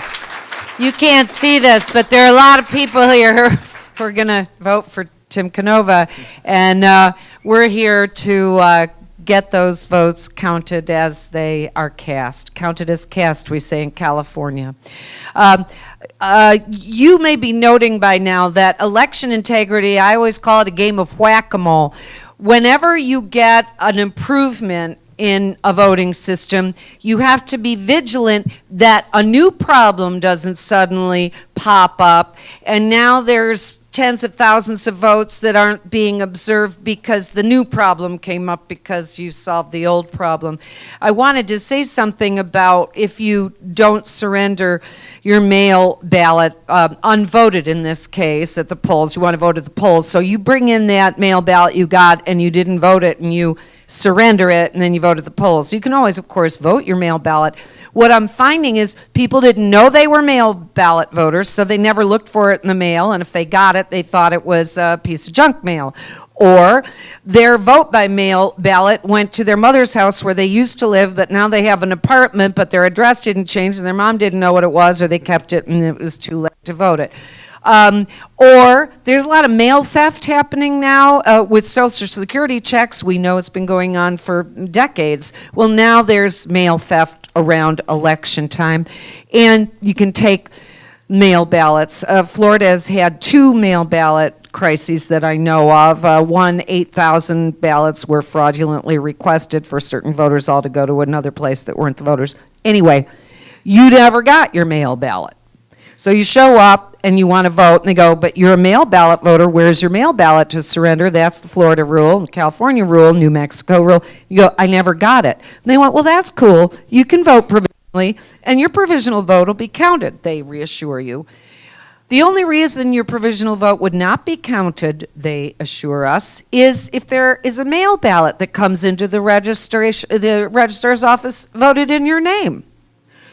Well, guess what? That mail ballot you never got might have gone to somebody who, gee, can signatures be forged? They're online. Our signatures are in a zillion places. And I do believe that a whack-a-mole game that we are playing sometimes is fraudulent. You know, the mail ballots get counted, all of them get counted first, then the provisionals get counted. In California, I'm trying to change that. The provisional is cast by a voter right in front of you, signing an affidavit that that's the voter voting. You shouldn't have a no chain of custody, possibly fraudulent mail ballot beating that personal person to the polls. Right now, that's what they got. So protect your vote. Don't end up in a provisional slot. Emily Levy is our next speaker. Emily has been a leader in the election integrity movement since 2004. She coordinated the first phase of the precinct level statistical forensic investigation into the presidential election in Ohio. Thank you for that. She worked on election integrity projects in her home state of California, as well as Arizona, New York, Wisconsin, Nevada, and New Mexico. Her writings on election integrity have been published by The Hill, Op-Ed News, the Brad blog. Shout out to Brad Friedman, the best. She is now working with Audit USA to bring public oversight and transparency to U.S. elections. More at auditelectionsusa.org. Emily, come teach us about ballot images.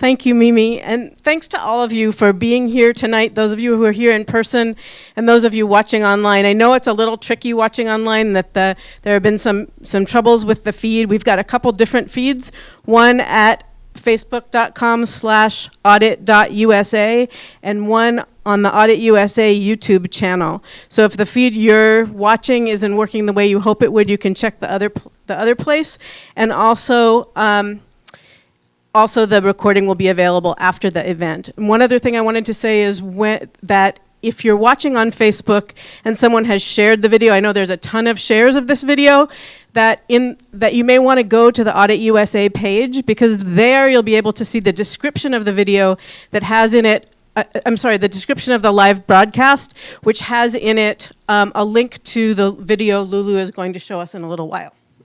Okay? So you'll be able to watch that later if you can't watch it now. Hold on one second. I have a makeshift step stool back here to make me tall enough to see over the podium, and it's slipping.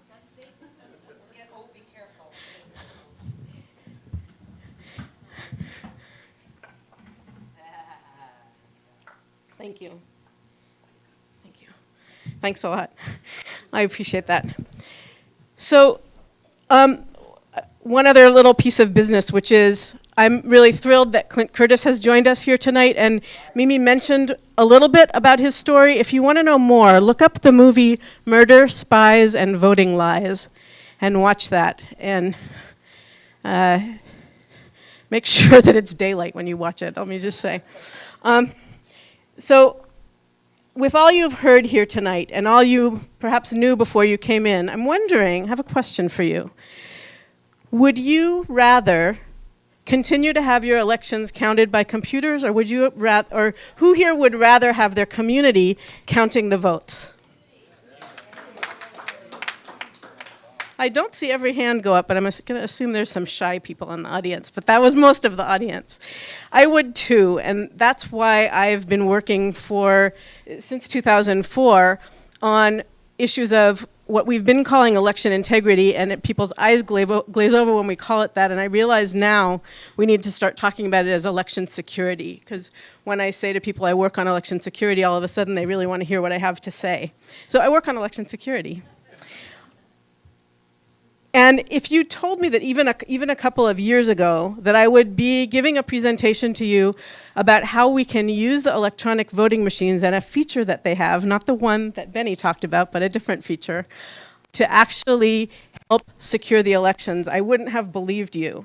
But that is, in fact, what I'm here to talk to you about tonight. You've heard a bunch of mentions of digital ballot images, and I'm going to actually slow down and explain to you what they are and why they're important and what we can do with them that we haven't been able to do in the past. So I still absolutely believe that the best system for counting votes, for voting and counting votes, is people voting on paper ballots, and those ballots being counted, paper ballots marked by people, and those paper ballots being counted at the precinct in full public view on election night.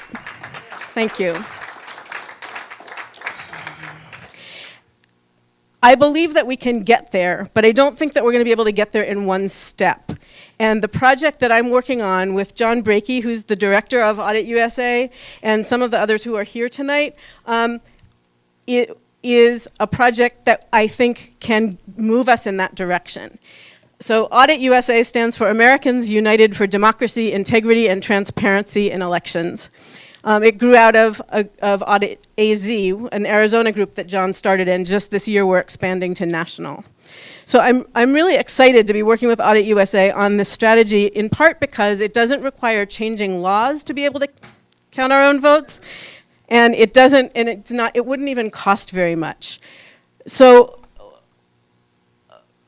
here's the thing. We have, in most of the country, we already are voting on paper ballots. There are some people who are voting on touchscreen machines. Those are being phased out. They are not gone yet, but they are on their way out. But already, most people in the country vote on paper ballots. So if we want to count them, why don't we just go to the county offices and get the paper ballots and count them? Does that make sense?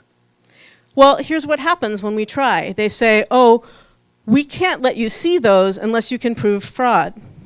Okay, so to prove fraud, you need some evidence. Where would we find that evidence? I know, the paper ballots. So it's a total catch-22 situation. We have to prove that there's fraud before they'll show us the evidence that there's fraud. So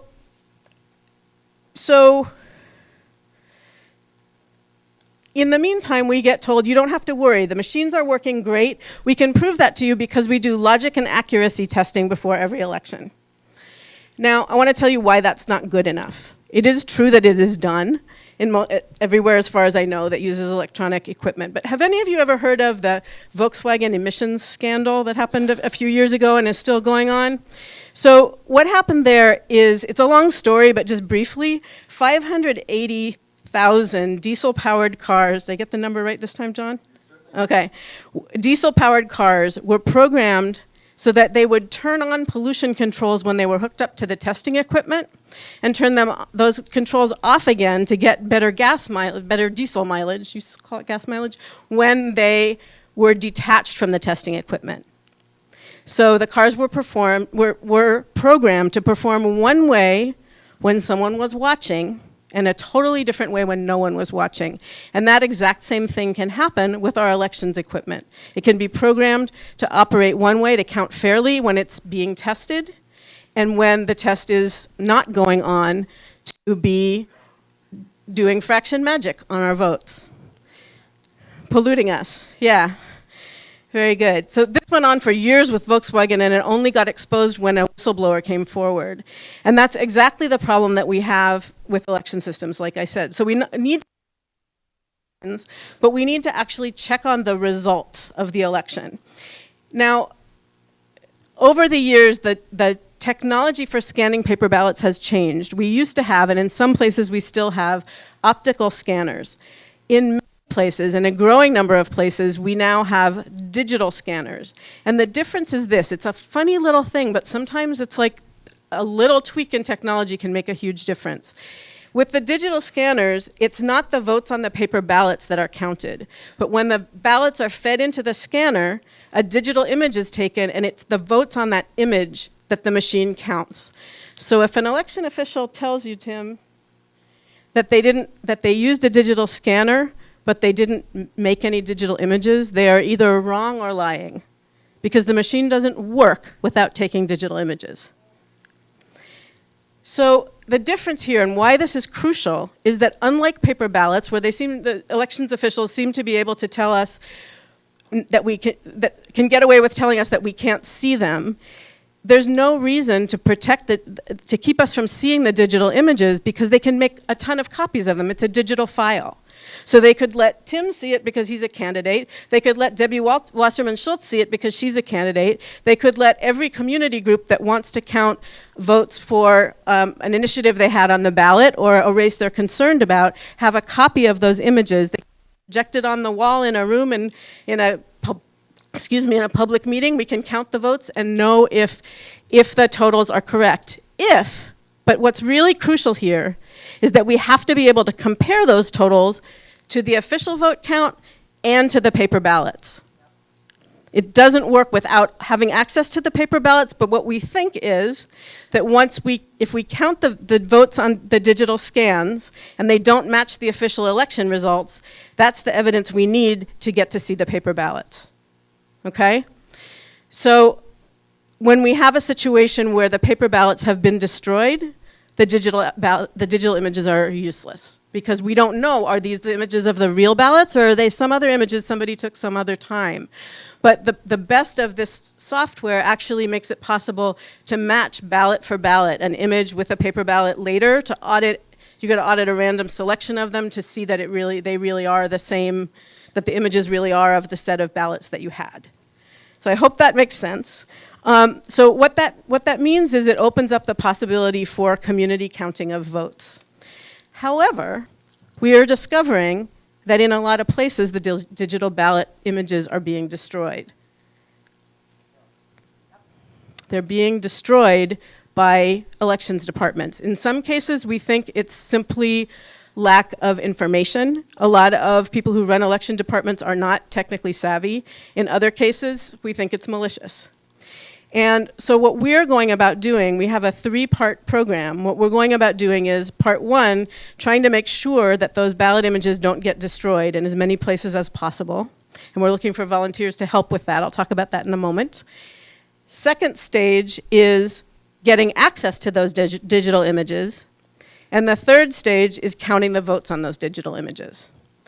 And so then we can compare them with the official vote totals and know what's going on and announce that to the public. So it's part of moving us toward, if we can discredit the electronic vote totals, that helps move us toward getting paper ballots counted by hand at the precinct night. So let's see, a couple other things that are important to say. When I mentioned that the digital images can be matched up with the paper ballots, the identifying information doesn't identify the voter, so it doesn't compromise the secret ballot. I'm going to just look at my notes here that I didn't really use and see what I'm missing. So the main thing that I want to say is remaining is I think this is a huge project that we're doing. We're doing it all over the country. And in just a moment, Chris Sauter, who's the attorney working with us, is going to talk to you about what we've been doing in different states. And then I'll come back up for just a brief moment and talk to you about, if you want to get involved, how you can do that. Okay? Thank you.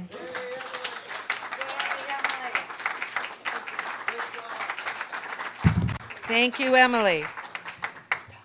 There were two pieces of federal election legislation in this Congress, this very challenged and compromised Congress. One you might have heard about on NPR, the Secure Elections Act. It was a bipartisan act. Amy Klobuchar was part of it, and a guy from Utah. And I had a friend working on that, and it had language about audits, risk limiting. It was going to have rigorous audits, and the election integrity activists I knew kept trying to put in the language a parenthetical, by hand, not by device, and the Republicans kept taking that language out. They ended up taking the language out. The election integrity activists went, this is a stinky bill, and the Republicans all withdrew as well for some other reason. The other bill was Ron Wyden's bill, and it was a really great bill, and it was all about hand audits and really rigorous ones, and ballot images. It was a great bill. Went nowhere. The Republican committees refused to even hear it. I just wanted you to know that, and sometimes you'll hear about ballot image controversy, and it has to do with there are people we are afraid learning how to manipulate ballot images, and if they go, hey, the integrity people want ballot images, let's give them ballot images, and then they'll never look at the paper. They're not, will not meet the demand to match it with the paper ballot. We'll just go, you want a ballot image, and you gave you ballot images, what's wrong? So all of this strategy is absolutely dependent on making sure that there's a correlative match, and that would become the risk-limiting audit, is you got your ballot images, you're checking them against the cast vote count that might have been Fragic Magic, and you like the ballot images, or maybe you don't like the ballot images, there seem to be too many of the exact same thing, whatever. Then you start matching identifying number 1082. Pull that paper ballot, pull that paper, do a lot of them, and now you've set up a fraudster nightmare. If you want to mess with those ballot images, you got to have an insider go to every single damn paper ballot and recreate the printing and recreate the thing and revote it, and good luck to you. Making it hard is what we're about. And the ballot image strategy, step one, is preserve them. Stop destroying them. And here comes Chris Sauter to talk about it. He's a nationally recognized political media strategist, award-winning, come on up while I'm talking about you, award-winning documentary filmmaker, election attorney, and professor. Take your picture, my picture with this actress. Oh, okay. So I have to talk a little bit more to say how great you are, including writing and producing Barack Obama's first campaign commercials. He's a co-author of The Recount Primer, 1994, a guide to post-election disputes. He's been at this a while. He's worked as attorney consultant on nearly every major election recount over the past 35 years. He served as voter protection attorney for the 2016 Bernie Sanders for President campaign. Most recently, he was the legal strategist in the case against the Alabama Secretary of State seeking to preserve digital ballot images during the 2017 U.S. Senate special election. Blew everybody's mind with the result. He'll tell you why. Sauter teaches courses on election and constitutional law and the recount process at American University. His film, The King of Steeltown, Hardball Politics in the Heartland. Is anything in it for me? 2001, about an old-style machine politics, won Best Political Documentary at the New York and Independent Film Festival. So Glad I Made It is another documentary about an obscure singer-songwriter. It won multiple film festival awards, was named one of the top rock docs by Grammy Magazine. Okay, I didn't even know this stuff. Thanks, Chris. Neither Talk did to us. I. Talk to us about Alabama, etc. Okay, well, thank you. I know everybody's ready to wrap this thing up, so I will be brief. I will say that I'm happy to be back in Broward County. I was here 18 years ago during the 2000 recount for 5.5 weeks. 5.5 weeks, and most of it was here in Broward County. And believe it or not, Broward County was the one county that did it right.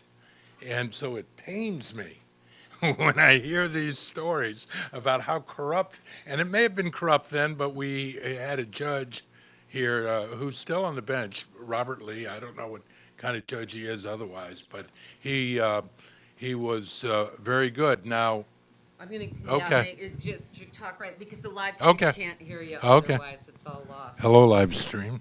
Yeah, hold it in your hand. Yeah, You're a that's rock fine. star. Hello. Do like the rock people do. All right. Hold it in your hand. Nah, we'll never get it off of here. By the time we get going here, Take this the one. crowd will be gone. Here. Dot, No, dot, I dot. got Bop, bop, bop. Hey, take this one. Okay. Just make sure you don't get feedback. Hello. Just keep them separate. Mr. Microphone. Go. So I just, I'm going to to talk about these cases, but I just want to say sort of parenthetically, almost all the problems that we are now experiencing with election administration can be traced back to the 2000 recount.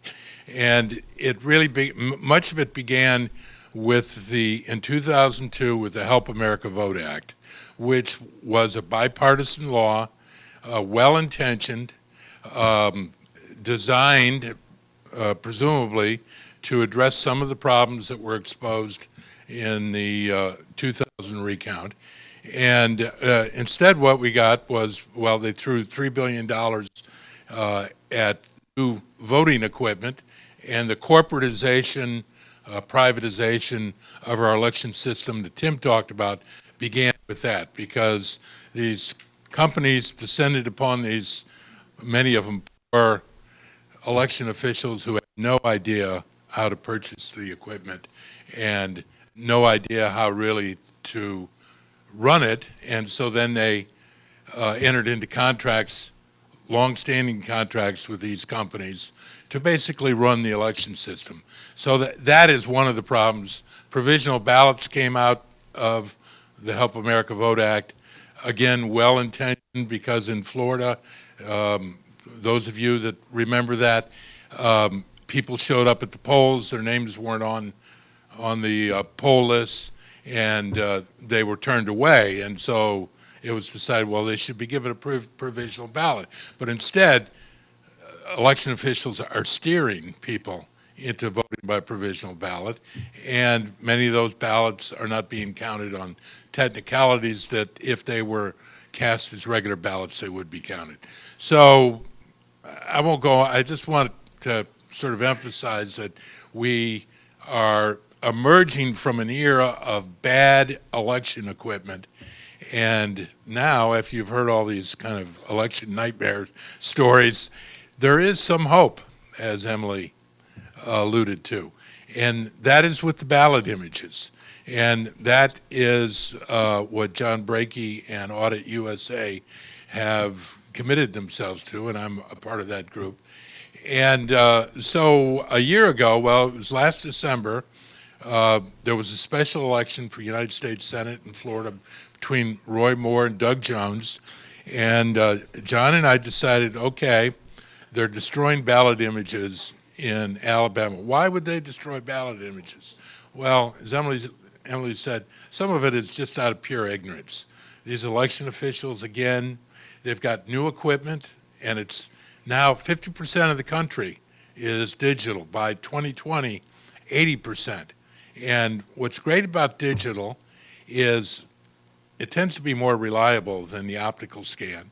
It's paper ballot based, and you literally have two original copies. You have the original paper ballot, and you have an identical copy, because when the voter puts it through the machine takes a picture, and that's a public record.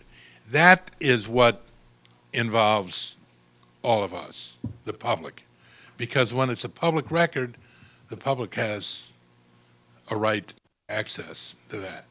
I We're just running want out. to tell you, no, people on the live stream said they can't hear you. Okay. So just be Mick Jagger. All right. So John and I went down to Alabama, and we filed what's called a mandamus. And a mandamus is a legal vehicle to compel a public official or a government entity to do something that it's required to by law. And it's actually a very simple case. I mean, all these other things are so complicated, and the law is supposed to be complicated, but we found that bringing this action was very simple. We had like a 3-page complaint, and we went into a court in the heart of Dixie with a Republican judge appointed by a Republican governor, and the thing we had going for us was this guy was 40 years old, and he got it right away. And across from us was the Attorney General of Alabama, the Secretary of State of Alabama. We presented our case, and then the Attorney General and the Secretary of State tried to speak, and the judge said, I know where you're going, but I don't agree with you. I have one question. What is the public cost? And they said, well, it's nominal for plaintiffs. And he issued a TRO. Now, you know, life is not perfect. That was a great victory, but we should have known. And you know, forum in the law, forum can play a big role whether or not you win or lose. And we had to make a decision whether or not to go into federal court, which in many places tends to be more friendly than state court. And we never thought state court would be that friendly. But we talked to the head of the Alabama Civil Liberties Union, and he said, you got one chance out of 7 of getting a good federal judge, because we had some bad judges down there. So we decided that route. But then what happened, but the other piece of his concern was, but if it ever gets to the Alabama Supreme Court, forget it. And of course, that's what they did. They took it up to the Alabama Supreme Court, but not only did they take it to the Alabama Supreme Court, but they didn't get around to notifying us. We could tell by the timer as they were chambers, they pushed the send button. So we had no opportunity, and the Alabama Supreme Court stayed this this TRO by this local judge. Now, the irony of ironies is the Secretary of State, a Republican, I'm sure thought these guys, wherever they came from, don't have Roy Moore in their best interests. And he was trying to protect Roy Moore. And the irony is that afterwards, Roy Moore attacked the Secretary of State for allowing the ballot images to be destroyed. So that, you know, I mean, we won, we lost, but we got we got something to laugh at out of that. So after that, and we consider that a victory because we were able to establish something. We also learned that many then began to preserve the ballot images, even though they didn't have to. We then went to Ohio, and we filed a similar action. We went into state court, which in Ohio may have been a mistake. We ended up winning for losing because the Secretary of State of Ohio, who's one of the worst in the country, almost immediately, without telling us, we found out a couple of weeks later, directed all the local election officials to preserve the ballot images. So in a sense, we've now been in a couple of states. We've got a couple of victories. John has been negotiating in Maine. The Secretary of State's, Matt Dunlap, who was on the Trump so-called voter fraud commission, the one who really broke it up by demanding that they provide all the minutes of the meetings and all the documents and so forth. John was able to persuade him to preserve the ballot images, but now we're fighting with them over access, which is, as Emily said, is the second part of our strategy. First part, get these election officials, some of whom are acting out of ignorance, others who are acting out of malice, to preserve ballot images by whatever means. Maybe we can negotiate. We're negotiating in Maine. We're negotiating in Virginia. We may have to bring a lawsuit in Virginia. We may have to bring a lawsuit in Maine. But we're also looking here at Florida. And I guess Broward County might be Exhibit A. So John and I are making the rounds. Emily has a program to survey the counties to find out what their practices are, and we may be moving ahead with a lawsuit here. So that's what we're doing, and I turn it back to Emily. And I'm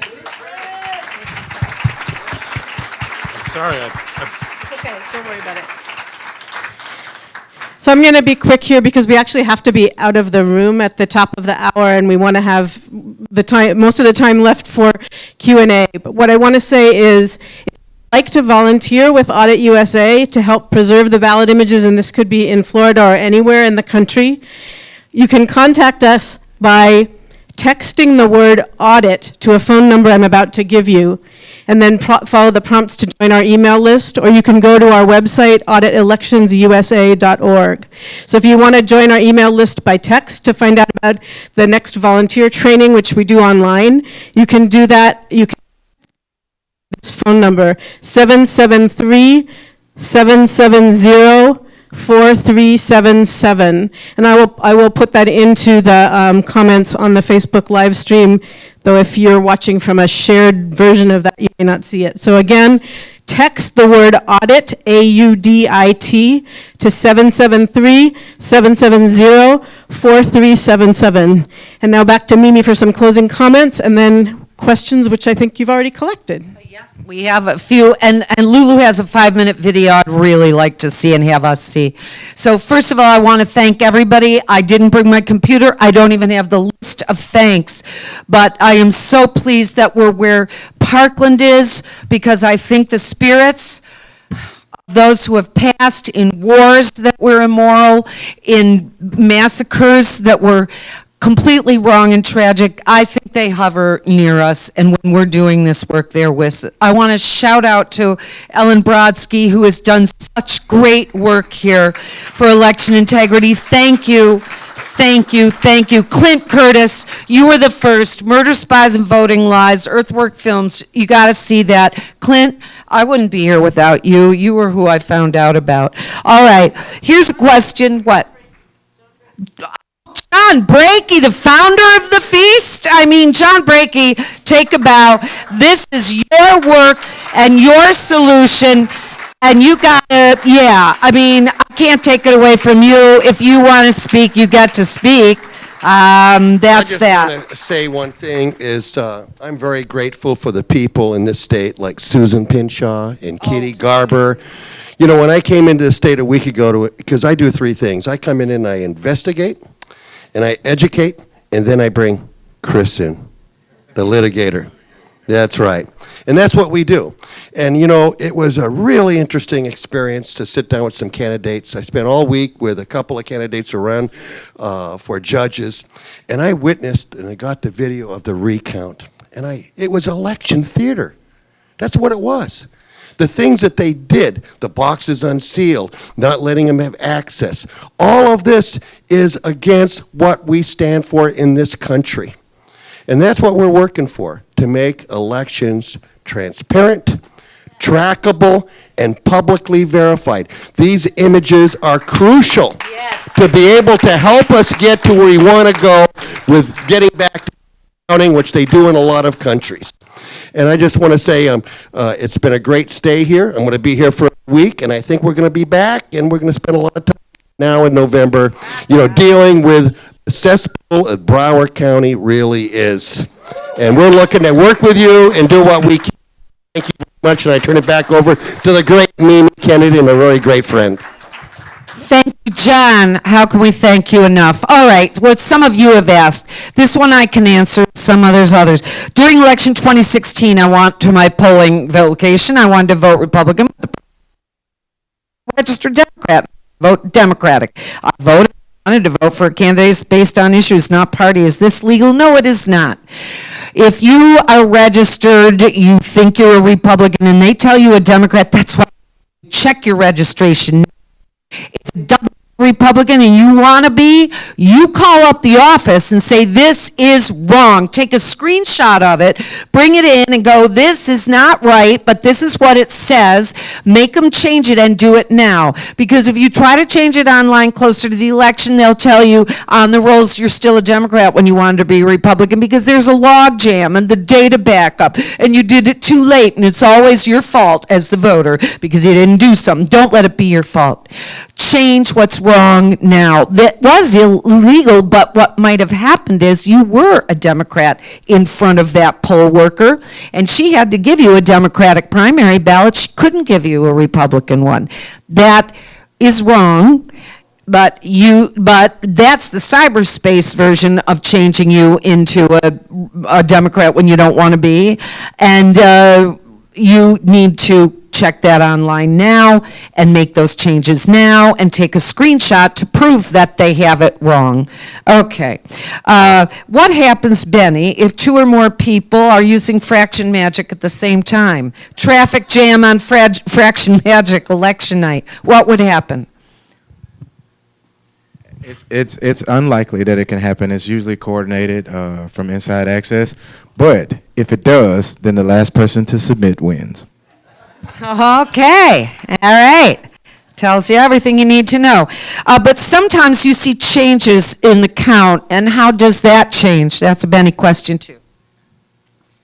Okay, so this is timing. For the sake of time, when we get kicked out of here, me and some of us, we're going to do a demonstration to let you guys see what that actually is.